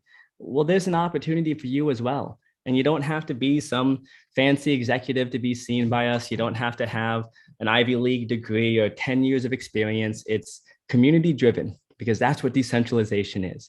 Whether somebody is living in the, I don't know, Arctic tundra of Siberia, or they're living in the high-rise condos of Lagos, Nigeria. It's something that the opportunity should be the same as somebody who's hanging out in Plano, Texas. Like, we all have the same chance to stand up. All of us are using the same internet. And whenever we push our code to GitHub, it's all going to the same place to be deployed to everybody. So it's something where, in order to encourage and to accelerate the process of, yeah, we are turning the ship. We are making a lot of changes because if I look at the last year, I see a lot of things, a lot of challenges that were overcome and amazing innovations that were created along the way. I also see a lot of mistakes that were made. I see a lot of whoopsies that didn't have to happen, completely unnecessary, just less than efficient responses. And I can take responsibility for a lot of that. And I see it now that we're in a position that this is the optimal time to make a change. Take a close look, and I've got a list of a whole bunch of different topics we'll be diving deep into and considering, how are we doing with this? What went on with that? How did this happen? What's the story behind those? What's our plan here? And going through all of that so it can be broken down, analyzed, and then shared to help empower as many people as possible. So if anyone has an idea on, like, I don't know, I've been looking for a documentation of DAO infrastructures and DAO architectures and understanding more about a DAO. I like a lot of what I see, but there are also challenges within DAO structures. I mean, 100% anarchy is not the solution to reach optimal efficiency. Yet 100% centralization also isn't. There's a spectrum, and somewhere on that spectrum is a range of what's considered optimal, and we're looking for that range. Anyways, I'm going to take a quick moment and pull up the topics. So a few of the items that we'll be diving into. Oh no, my stuff go. I'm going to list off what's here. So consider this like a buffet of ideas, and any other ideas y'all have that you want to know about. Maybe you're just curious how something inside of Kylin works. Maybe you want to know the backstory of where something comes from. Maybe you want to wonder, what are our thoughts and plans around different concepts? These are the kind of things we want to go into. So one of the things that's super important is to go into big tech trends, to talk about what is the actual value that we're pursuing. I feel like sometimes it's difficult to separate a cryptocurrency and the value of its token price and overall market cap, and versus looking at the market, total addressable market available in terms of revenue producing value to be taken, and what that asset could be worth when it creates that technology. And though those aren't linear, unfortunately, they're not the same. A company with a very low market cap is fully capable of having amazing technology that just hasn't been fully discovered yet. And I would say right now, in my personal opinion, part of the reason why we are so misunderstood and misvalued as a project is because we haven't done the best job of showing all of the ways, in a variety of ways, and that how Kylin works with the big data industry, how big that means, the fact that there's an actual multi-trillion-dollar flood entering into the blockchain data space, and we're able to build this the tollway essentially that makes it so that way people can gain value from their data, because every single project is stacking data. And most of them are doing something with it. But if we look at the 5 stages of monetization or the monetization index, most companies are at a level 1, when a level 4 and 5 is exponentially more productive, profitable, and scalable. But most projects are on layer 1. You've got to get machine learning insights, automating your decision-making processes. So the point is to go over big tech trends and to show actual situations within the real world of what type of value we anticipate bringing in and what it takes to get there. That would also include macro trends in terms of cryptocurrency, in terms of financial markets, in terms of consumer psychology. It's something where obviously we have to figure out where is that line to be drawn, because we're not a shameless predictions shill. The price of Bitcoin this day is going to be this much. It's absolutely not us. And quite frankly, I've never met a single data-oriented data scientist, mathematician, computer engineer, somebody that is the types of logical minds that I respect the most when it comes to making statistical predictions. I've never heard them say on this date, something's going to happen based off of whatever arbitrary economic, unless it's an event-driven situation. And even then, no one knows what the market's going to do. We can guess the probabilities that the market might do something. We can assess the variables and determine, there's a probably less than 20% chance of this happening, or wow, this is looking really good. This is a 99% chance to win. Sure, it could be a black swan event, but highly likely. Everything is just a sequence of probabilities. And it's something where I think it's important that we begin talking about what's happening in the macro world at large, because this information is important to empower people to know what the opportunity is, to understand that it's not just dollars running away from inflation that's elevating the cryptocurrency industry. It's technology that's hungrily looking for solutions to be able to make more money off their data, to get an edge over their competitors, to scale faster and to acquire greater market penetration. Like, that's what every company is looking for: to make more money, to not have to spend as much money, to have less risk, and to really mitigate risk and to make things easier. I mean, just these are the standard, I guess we can call that the first principles of Kylin. So yeah, going over macro trends is an option. And any ideas that you guys have coming up? I know even as I'm looking at this, I'm thinking of a few things. Startup and VC structures. In this case here, it's something that I think it's something that the startup space is being rapidly disrupted. Whenever we look at capital raising, Kickstarter was an innovative platform, an opportunity that essentially any retail investor would be able to kind of participate with a project. But by the nature of the law, they couldn't have any equity in the project. They couldn't get any type of performance or percentage of what happened there. And they were able to kind of skirt around the way the laws are by making it to where people can essentially pre-order products at a discount, thus creating a bit of a proxy for instead of making more money, they provide added value in another way. So I would say that was kind of the first iteration of modern innovation in raising capital for stuff. Yet now with blockchain, things have gone to an entirely new level. I mean, there was a DAO set up to attempt to buy, I believe it was the Constitution of the United States or something like that, where over $40 million was raised to do this. I don't believe that they succeeded. At the same time, though, while this amount in blockchain world where we have $50 billion doggy coin communities, 40 plus million on essentially a Kickstarter for a product that no one would ever see or touch, solely because a bunch of people around the world decided that it was important that a decentralized community was responsible for such an important historical artifact. That capital raise broke all records of every Kickstarter in the history of the company. And that's just something that would be considered almost small, even in the crypto space. I mean, there's $100 million brands that pop up seemingly overnight on a damn near monthly basis. So it's something where when we were looking at Kylin, there's there's a lot of directions that in order to be able to empower companies to access the resources of their collective, whether that is community internally, which is going to be the folks that want to participate, or maybe it's the community at large, the people that maybe they've never heard of their brand, but they're looking for an environment or a solution that fits a certain demand, a certain desire.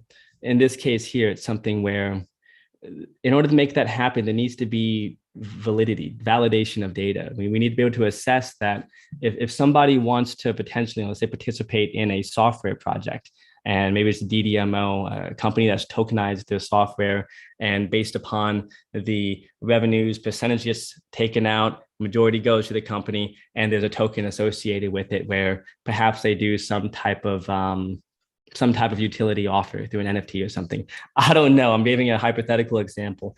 But the point is that in order for money to confidently transfer hands from individual to project, there's got to be a system to determine what's actually being done with that money. Where's it going? Like right now, we have a similar challenge because this technology, it doesn't exist in this way yet. But these are the types of smart contracts that our marketplace can be used to help people make. Because it's something where even now, when we do our budgeting, we've got to do it month by month. And then week by week, we look at the objectives. Because there's so many moving pieces of what's happening that we have to judge people off the results of what they do. Because we can't nitpick and line item everything, because everything is changing all the time. It would be insane to try to get all those details done. It's building a parachute while you're falling. That's unfortunately how it starts. And that's where a lot of projects are at.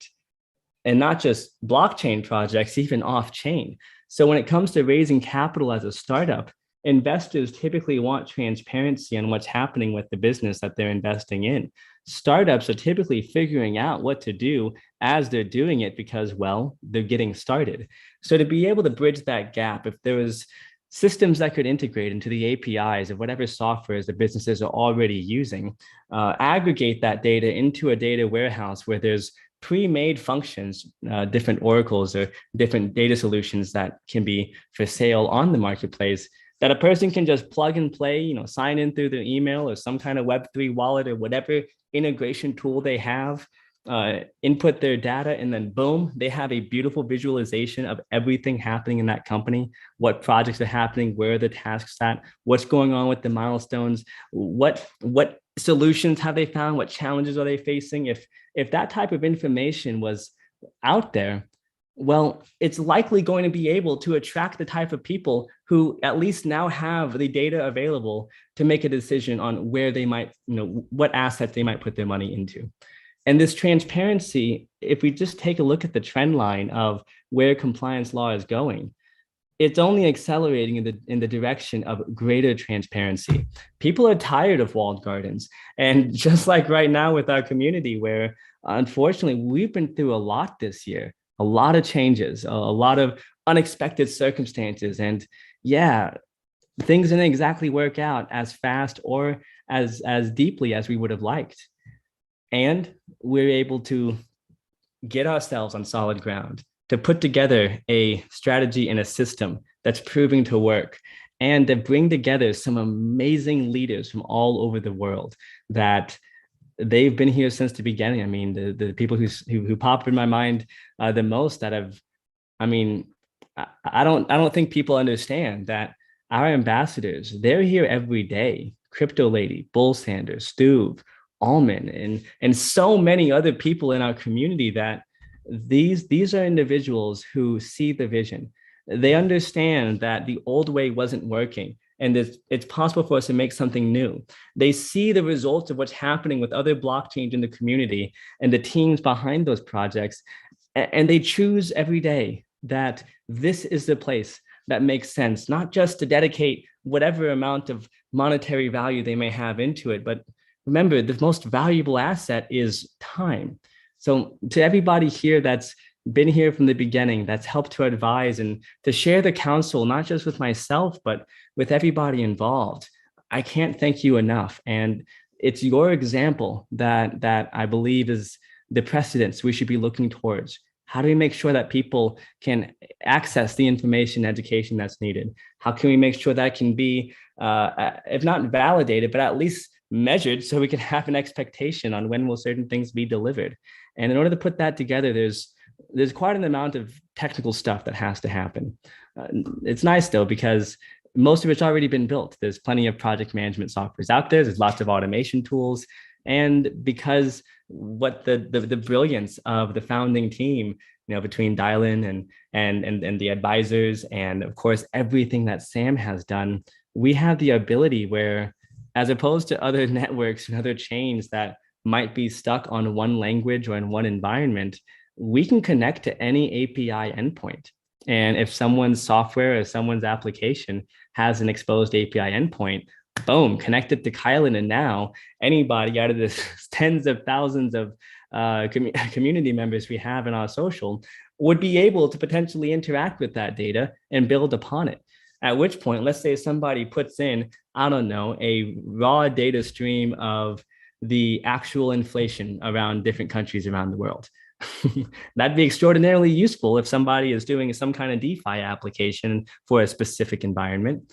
And in this situation, maybe they take the raw data of where inflation is at, but perhaps somebody else builds some kind of a scoring mechanism of that, which then other people will then use that chart or that score to be able to make better decisions on how to invest. Or where we see the big money is at, is instead of looking for things that are manually queried, so like what are people searching for, what are people looking for, one of the biggest industries is machine learning. So if we look at something like a high frequency trading bot, it needs to be aware of as many data points as possible. And if it's able to have data points that it knows has been validated by a machine learning algorithm, it'll make it to where its algorithm can focus on the result, making it more optimal. So it's something where as these additional layers are built, all of that is on top of the Kylin marketplace. So I bring all of this up because going into an understanding of what is a modern startup and what is the participation and the role of VCs inside of this. Well, it's something that Kickstarter was such a big deal because they made it to where at that point, anybody could potentially raise money for a project. If they had a good enough of an idea and they could communicate it, then others can support. And that was new. Now that wasn't available much before. And on top of that, it's something where nowadays with blockchain, because anybody can put something out there, anybody can show it. Now it's a little bit easier to raise capital. But when it comes to building blockchain stuff, it's still typically years to put it together and millions, if not tens of millions of dollars. So the role of a venture capitalist is to be able to be that first enthusiast, that first community member that stands up and is willing to take the first step and to put up the typically in the range of tens of thousands at the minimum and then hundreds of thousands and millions. They're the first ones to bring that dream to life. And it's something where we don't have all of the data yet. And I believe that we will find this. I know I'll personally be looking to parse through it on the marketplace, but it's something where there's a lot of concern and a lot of fear and a lot of anxiety around, like, I don't know, VC manipulation and stuff like that, and whale manipulation. And it's something, y'all, where this gets a little bit, it'll sound off topic, but it goes spot on with what we're trying to attack. So from a brain dump standpoint, well, this is the kind of stuff that as a creative team, we look towards how to be able to write better copy and design better graphics and create different content pieces that are like scripts and such to speak towards these things. Because what market doesn't have a degree of manipulation, and what does one define as manipulation? See, normally I say that anytime the market goes down, the first things people scream is whale manipulation. But it does actually take a lot to manipulate a market. I know that the idea that someone has $100 million of Bitcoin they want to dump immediately can cause a chain reaction to bring the market down. But to create these automated waves of FUD that brings the market down, These are systems outside of you or I or most individual people. And I'm talking going all the way up to an institutional level, which is part of the challenge and opportunity of where blockchain is at right now as an industry. But it's something where I see a lot of animosity generalized towards venture capitalists. And that's just a topic I wanted to bring up, that VCs are not bad people. They're not the enemy. If it wasn't for venture capitalists, most of these projects wouldn't be around. They take a big risk on the front end and are then able to kickstart projects.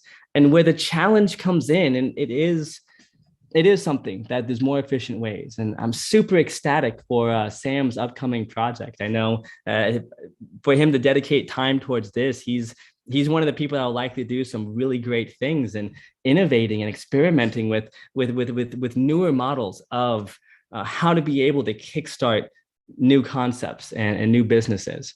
But in this case here, it's something where it's to better understand what's happening. It's better to look at, well, what category are we in?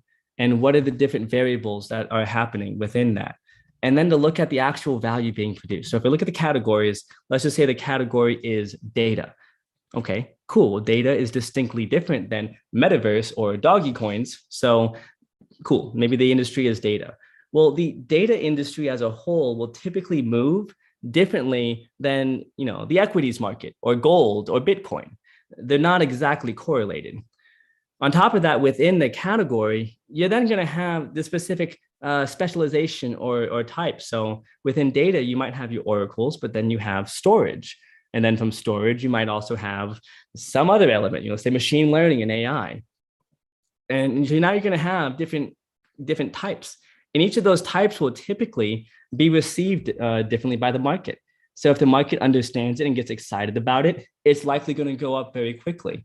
But if it's something that people don't understand, think about, appreciate, or even really care about, it probably isn't going to have the same bounciness that other projects do and other industries do. So then once we've layered down from what is the general, sub asset class, because of course, these are all crypto assets that we're talking about, it then comes down to, okay, well, the project itself, what category is that in? Is it a large cap, mid cap, small cap, micro cap? Because each one of those is going to have its own levels of volatility.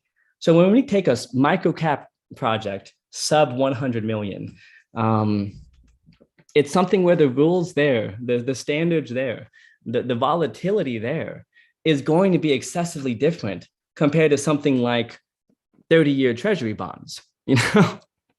You might have an 80% correction in a microcap coin, and well, that's just a bad week. On the other hand, in T-bills, a couple of points can be catastrophic. So it's something where understanding the environment. I say all of this because whales and VCs are not the enemy. And when it comes to a community, guys, we're all in this together. It's so important that we figure out not how can we divide and segment and have this us versus them mentality, but instead to look at what are we trying to solve as a community and what will it take to get there? And if something takes money, it's very useful to have good relationships and connections with whales and VCs. And as a community, we really want to look at Kylin as an identity that we're crafting, a brand that we're building together. In the same way that, of course, I'll be here. I mean, now that I'm back in Kyiv, my intention is to be here literally every single day, and to see how long I can do that. And even when I start traveling again, eventually, I want to challenge myself to be completely connected to this community, to really become that pulse that can get information out here. And my guess is that I'll even get to the point that I'll lead the team live while I'm coding and learning live and doing a whole lot of stuff just to test out this different strategy, this different style of leadership, with the shameless intent of potentially inspiring other people to create their own versions of their own perspective, their own side of things. I'm personally not going to be the guy that's going to be giving price predictions, because I think the concept is ridiculous. No one knows what's going to happen in the future. But if we know the probability of what is likely to happen, we can hedge our bets and set up automated systems to give us the highest chance of executing appropriately. And I take that same mentality of for like a portfolio manager when it comes to looking at building out systems. And in this case here, what we're really creating is a leadership machine where anybody who has expertise somewhere would know what would be needed from an oracle or a data system to have value. And then once that thing gets built, if they own it, there's not maintenance required, especially if they have a bounty that's able to support it. And that can create a passive income stream. I mean, that's really freaking cool. So it's something we're building that's going to take time. Because if we step backwards, I am specifically talking about Kylin. Oh my goodness. Wait 1 second. Oh boy, I don't know how to make it silent. There we go. Whoopsies, forgot to put my phones on silent. I will do that after that call is done coming in. So it's something where bringing out a perspective of looking at, okay, when it comes down to VCs, when it comes down to whales, when it comes down to this concept of manipulation, yes, there is manipulation in markets in general. I mean, goodness, I don't know why we hire investment banks whenever we could just follow politicians' trades. I mean, they seem to be pretty good at it. Why does Wall Street exist? Sorry, I couldn't help myself. But it's something where the fact is, a lot of these systems, they do have amounts of manipulation, but that doesn't mean it's the standard. Just because the market goes down, there's so many variables that are involved, and there's so much complexity that happens that if a person can release themselves from trying to guess what's going to happen tomorrow or next week, and instead can look at, well, what direction are things going? Where is the trend? And what, to you as an individual, makes the most sense to dedicate and invest, not just your monetary assets, but your time. In this case here, it's something where a VC, if we compare it kind of like we talked about earlier, where developers, you could say they value assets, in this case, time as the most valuable asset. A VC and a whale has a similar function. So it's something where we want to be thinking about, well, how do we create an environment that supports and empowers whales and supports and empowers enthusiasts and everything in between, all the different archetypes and categories and groupings of people. It's just like any other ecosystem. And while sure, there is no perfect system, when there's no such thing as 100% fair and everything is going to go perfect with, never have anything wrong happen. Like I've never been married, but I've lived with a lot of people, and I know that when there's no such thing as necessarily just 50-50. It's there's typically going to be some variance that will occur, and that's okay, because if we can work together on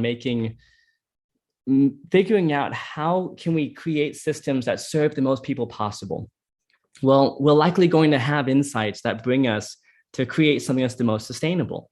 And I bring up and I go down this whole path and this whole journey of talking about VCs and whale manipulation and startup background and how everything like this works, because we don't have all the answers as a leadership team. I couldn't tell you what the optimal payout rewards allocations are going to be for a specific type of bounty from the dev firm. I couldn't tell you what percentages we should have for challenges whenever one oracle or one validator, whatever structure it might be. And in fact, this is a big reason why we're going to be doing a live read through of the white paper. One, because you know what? I really should be reading that every single week. And it's been about a month since I've gone through it. So I really do need to catch myself up, especially given how much has changed in the last month. On top of that, the white paper was written a year ago. There's a significant chunk of stuff in there that's not relevant anymore. And unfortunately, it's so much in flux because we're actively building and changing things as we go. What makes the most sense is that we work together through this as a community. So that way, then, as a leadership team, we can take the council and we can look at the board and determine, like, maybe we think we should go one direction, but if we can see that 85% of the community wants a different direction, well, then it behooves us to probably go that direction, unless we have a really damn good reason why not to. And that just seems like it would be a better approach, because figuring out what type of reward structures, what types of incentive breakdowns, and understanding what's going to be sustainable and fair, these are the types of experiments that Kusama, as a canary network, it's exactly what it was built for. Because we can speculate like, oh, well, having a 20% payout for this person and 80% payout for this person based upon these metrics, that is the statistically best way to do things. But maybe it can be exploited really easily by some crazy 1 out of 400 billion chance situation, which I'll go into later is an actual thing. But it's something where sometimes you have to just test something live, and it's the feedback that comes in that tells what needs to happen next and where things are going. And very much that's what's happening right now. So when it comes down to looking at, I guess, a quick little connection piece to answer a question that has come up pretty frequently on, well, what in the world is Pichiu? Why do we need to have a separate network on Kusama versus Polkadot? And okay, fine, I get that we have to, but what is the value? What is the benefit? And I've been thinking hard for months on how to articulate this. And I think I'm finally getting there, where it's because experiments like this, we can't run a simulation like that with any level of accuracy without being in a live market. Real money at play, real applications that are active, and can it maintain block production with the right block timing consistently, regardless of load and use, to make sure that we have an efficient build that's going to be sustainable and safe, and to make sure that the systems of whatever processes are built on the network are not going to be exploited or bot attacked or whatever other random, completely black swan, unexpected situations seem to happen on a monthly basis in this exciting ride that we call blockchain. But I guess to bring it all the way back full circle, without sounding too much of a savage, because it is something where I do empathize with the crazy ups and downs of crypto. I think we all have this same type of bags under our eyes look of intensity, and yeah, let's just call it stress, because it's exhilarating being in this industry. And like a roller coaster, yeah, it goes fast, and sometimes it gets a little bit sketchy feeling and looking, and sometimes you don't know where it's going to go next, if it's going to twist up, down, sideways, inside, freaking out. On the other hand, though, if a person is scared of heights, they probably shouldn't be riding roller coasters. And in this case here, it's so important that when somebody says only invest with what you can afford to lose, and don't invest money in blockchain that you need to live your life, it's there not because people want to hold you back from aping into the latest doggy coin, but instead that's the case because no one knows what's going to happen with blockchain. Nobody, even the ones who are sitting on millions of ETH or DOT right now, we all have no idea what's going to happen with the global markets at large, what the governments and politicians of the world are going to do, how long it might take for mass adoption of new technologies to occur, or what regulations there might be for the things we do. We don't know what the future holds, but what we do know is that this technology adds a lot of value to people's lives, that there's a lot of systems right now in the world that are not the most fair, most productive, and they're definitely not the most scalable. And it's something where I don't think people are satisfied being a sheep to Web2 big tech anymore. And they can change their name, Meta, at the same time, it doesn't change their game. On the other hand, we have an opportunity to build something that is different, that provides an alternative, a place where a person can learn and grow as a, I was going to say as a someone in big data, but the fact is it's not even limited just to data. It's whatever a person sees and knows, they can interact with people of like mind, produce something, create something, be a part of something that generates actual, tangible, monetizable value, and a thing that's on track to grow exponentially. Because something where these utility tokens, there's only ever going to be so many of them. And yes, we do have an inflationary curve over time. Yes, we do have token releases over time. And that's going to factor out over the period of years because it's going to take a period of years to build everything. But as far as what happens along the way, all that we can look at is some ideas of what's happened before. So it's like, okay, Chainlink, I like what you guys have done a whole lot. And I love the people I've talked with on your team and within the community are delightful folks. And I'm looking forward to coming out and describing more ideas and solutions that we see in collaborating with Chainlink. In this case here, though, imagine something where Chainlink in the middle of a bear market was able to scale like crazy because people began to understand the value of data and being able to power smart contracts. So in this case here, where we're empowering entire networks and applications who might have hundreds or thousands of different smart contracts, we're just building something a little bit different. And while Chainlink had their big boom on DeFi, congrats for hitting 85 billion, by the way, that's going through their smart contracts on DeFi. We see that the future is going towards not just the price feeding oracles that DeFi is built on now, but it's going through using data to be able to find more insights and to understand or to gain more value as a company.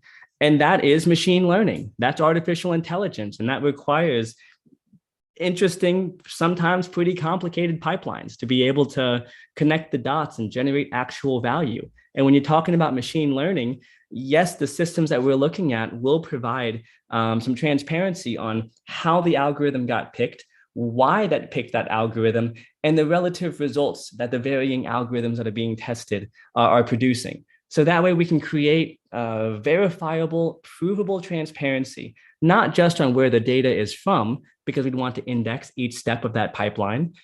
We'd also want to prove why the algorithms were chosen. So then over time, that can show the volatility of how those algorithms change.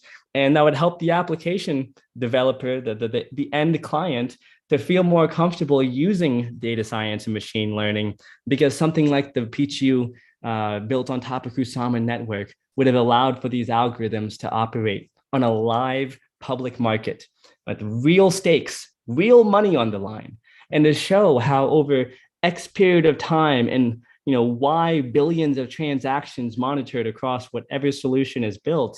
If someone's got that that Pichiu approved tag on their data solution on Kylin, that's going to be a likely better decision to utilize those data solutions than maybe somebody who whipped up an Oracle overnight and just launched it yesterday without validating the machine learning systems on Pichiu yet, without validating them in a live market where you have to expect the unexpected. And that doesn't mean you try to guess it. What it means is that you expect that something is going to smack you in the nose right when you least expect it, and you're going to have to bounce back up.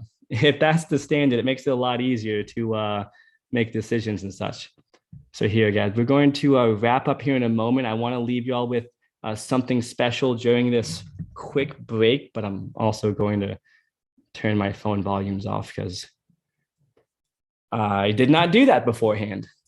But it's something where we've actually written a script, a presentation that breaks down and goes into pretty fantastic detail from an accessible way with examples that can make sense about not just what is machine learning and how does it produce value, but what is a Gen2 Oracle and how do we apply that immediately in the blockchain space? How does this help us to expand our marketing faster, to make us more effective, to attract more leaders into our community, as well as to allow us to be able to produce more value for our partners?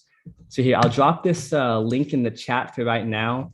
It's something where we already recorded the video for it, but there was a horrible typhoon in the Philippines, and our editor doesn't have access to power or even clean water. It's a very horrible evacuation zone at the moment. So if you're a praying type or a positive vibes type, send good energy that way, because there's a lot of people who don't have homes anymore. And I know my favorite mall, one of my favorite hotels, and many of my favorite neighborhoods are destroyed now because of a typhoon there. Anyways, catastrophe aside, The video will likely be delayed because our editors are going to need to relocate, and we have a different editor who just moved tasks around to make it happen. So instead, this link that I just dropped into the chat, that'll go towards a script for a presentation that we're going to be launching soon on why does the world need Kylin? What are we actually building? What does that really do? And if I was to summarize it, then the best way to look at it is Pichiu is the toolbox, the toolkit of Kusama. So whenever developers, whenever project leads are building some kind of an application or network on Kusama, we want to have all those tools and systems that allow them to do that faster, simpler, safer. Things such as benchmarking and DevOps tools or monitoring and reporting, and all of it natively built into Kusama. That's one example. Yet the other example would be to be able to utilize these machine learning solutions to help amplify one's whatever their project might be. And in order to do that, we would need to figure out what the most popular data structures and most demanded type of data is, but we'll be able to find what that is and build it out. What that leads to, though, is then with Kylin, Kylin is essentially what the App Store was to the iPhone. You know, the iPhone was a brilliant piece of innovative technology, yet companies like Flappy Birds, and I think it was Zynga that was behind some of the really big mobile apps from back in the day. Those companies made unheard of, insane amounts of scalable growth, huge profits. And if you weren't able to crack those top pages of the App Store, then you weren't going to be relevant. And by getting people engaged with these apps on the iPhone, made it to where these phones became way more successful. Kylin is the App Store of big data. We're the environment where not only do you have access to AI and machine learning, you've also got access to the teams that can custom build whatever it is that you're looking for.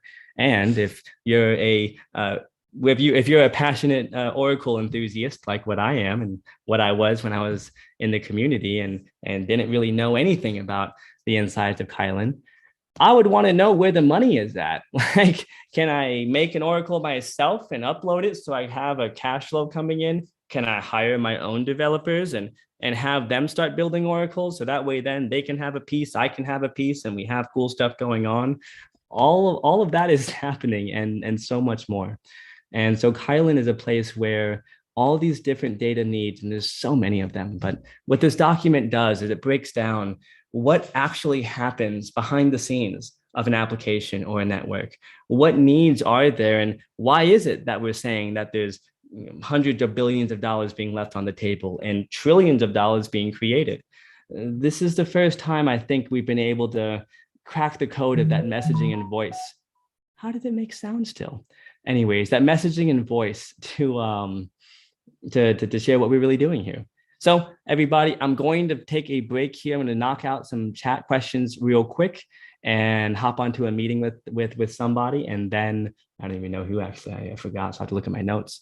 And then I'll be hopping back on probably in about an hour and a half, an hour or so, because we still have many, many, many more things to brain dump. I want to talk about the marketing strategy in detail, step by step, as much as I can possibly pull out of my mind. I want to go into more information about our community and leadership development program, how we intend to educate and empower and invest in people to be able to get these balls rolling and creating interesting solution. I want to talk about our partnership strategies and what's going on with different types of partners, what our plan is moving forward, and how that helps us accelerate everything that we're doing. And of course, we're about to be talking about the parachains, about Pichiu as it stands right now, as well as how that leads to other items that are frequently coming up, such as exchanges, and looking at how we're able to get access to more environments and more ecosystems, as well as what we're going to be doing different over the course of this year and the exciting opportunities that means for the enthusiasts. So for everybody who has been here to hop in, hop out, thank you so much. Let's take a look at what questions we have. Do you have any plans to excuse me. Do you have any plan to marketing your product once you launch mainnet on DOT, or marketing to get more support for the incoming auction on DOT? Yeah, so it's interesting because the funny challenge we have is we prepared really well to have hundreds of thousands of DOT available and to have about a month or two of marketing already set up to prepare for the auctions on dot. We didn't get that chance with Pichiu. It's something where Pichiu was kind of a surprise for everybody, myself included. And it's something where, because it was a brand new concept as of a couple months ago, and then it became something that we were still wrapping our minds around. And like everything in blockchain, we're creating it as we go. So we, I guess it was discovered that we have to have a Kusama network first, even though that wasn't in the strategy yet. So we needed to steer the ship around that, get it going, get it built, get prepared. And Sam and the team nailed it and getting us ready way ahead of schedule. But it's a blessing and a curse, because it's something where, unfortunately, that meant we didn't have a chance to set the warm-up marketing that we have invested in, and the company and myself has dedicated significant resources of time, effort, and capital to get the best shot possible. So it's something where this Pichiu entry, yeah, it's been pretty rough. But for Kylin, we do see it that is where we don't have those same surprises. We don't have some big major changes coming up unexpectedly. We've got hundreds of thousands of Kylin already committed. And on top of that, we're going to be spending a good bit of time seeding and preparing things. Much of what we're doing now, actually. So this is the start of it. And it's where I see we'll have quite a big jump later on. Stephen Yu, who are your inspirational figures in the blockchain space? Michael Saylor, I'd say, is one. I'm definitely a closet Bitcoin maxi at the end of the day. At the same time, I think that Polkadot and the interoperable ecosystem is going to be the most profitable. And I think that Rust is going to make a major part of blockchain future. And I think that data is going to be the biggest mover ultimately overall. So that's why I'm here with Kylin. At the same time, Invest Answers, that gentleman, I think, is very, very intelligent. I like the way that he breaks things down as transparently as he can. He doesn't hold anything back. And even though sometimes his findings and insights from his data team are not what people want to hear, I think he has an extraordinarily humble and authentic demeanor that I think is he understates his intelligence, but he's by far one of the smartest men in the space. And it's amazing the amount of value he shares. I know for a fact there's people that would pay, I mean, we're talking 5-figure plus sums to get access to the type of information he shares for free. And I guess finally, who inspires me a lot in this space, you know what, it sounds super cheesy, but honestly, Dylan.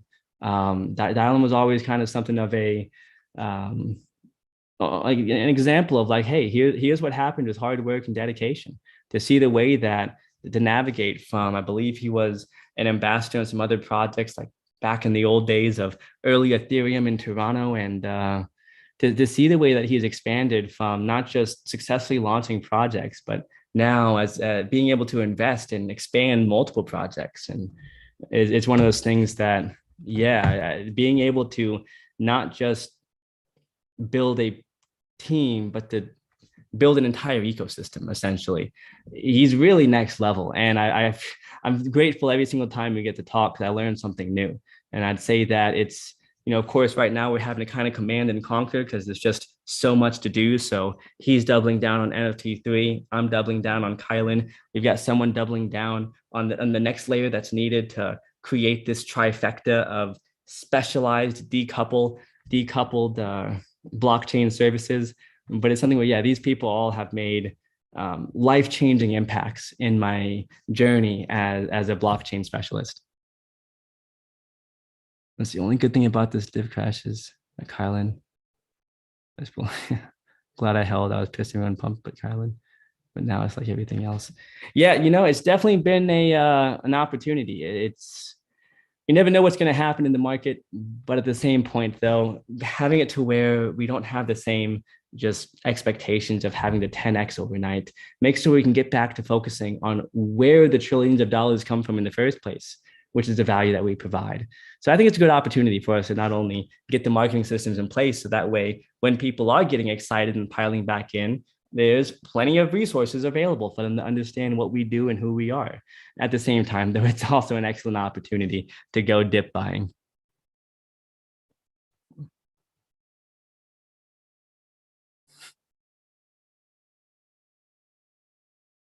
You think we'll win this first round or not? I do not think we're going to win this first round. So unfortunately, it doesn't look good for us this round. But it's something where we never had to win the first round. It's not how it works. You're able to stay in there, and we can continue taking action on moving in. It's still a supply and demand thing, just like I think I broke down a week or 2 weeks ago. There's way more parachains available than there are projects. So it's not a matter of if, but when. And ideally, it's sooner because we have a whack ton of partners that are ready to work with us. At the same time, we also have a lot of work to do elsewhere. So it's an approach where it's part of why we're doing this community event, because yeah, we definitely want to be able to get more done quicker so we can win as soon as possible. Is there any possibility of Pichiu being its own DAO, like how Kusama will innovate on its own independent of Polkadot?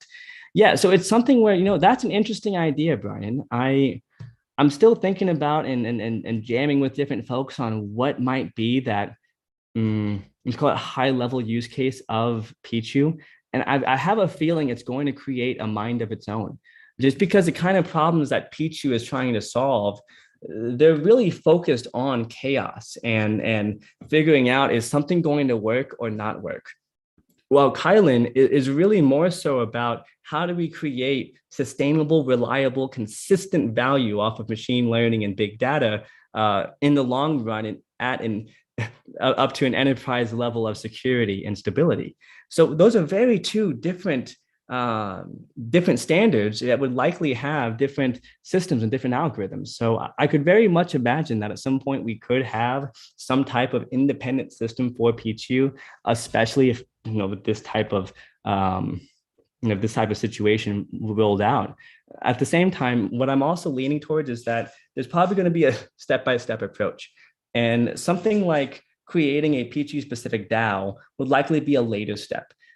I'm trying to get the breakdown of what could we do in the shorter term, in this case, short, long term. So let's call it a year, 2 years. And what I'm leaning towards is that there's something of if Pichiu is something of that toolkit that makes it easier, faster, safer, more efficient to run blockchain systems, maybe we make it to where it's also used as a way to keep score, to see the level of quality. It almost becomes like a leadership board of who has the most quality within their thing, and the amount of Pichiu that gets bonded or staked, or the amount of achievements that a developer team generates, or whatever level. And I'm not sure how exactly, but I think we can gamify it to where it's something where it incentivizes people to build more creative and more, malleable solutions, while also being able to help empower and accelerated growth. But anyways, everybody, thank you so much for being here. I do appreciate it. Oh, this last question, Kylin and Chainlink, it's not we saw for different things. It's like comparing Amazon and Apple. Both big companies, both tech companies, both of them offer very different products and services. So it's something where Chainlink and I are quite similar, in my opinion. Chainlink and us are different. Well, everybody, I'm going to get running. Thank you for being here. And let me find the button. Until next time, bye for now.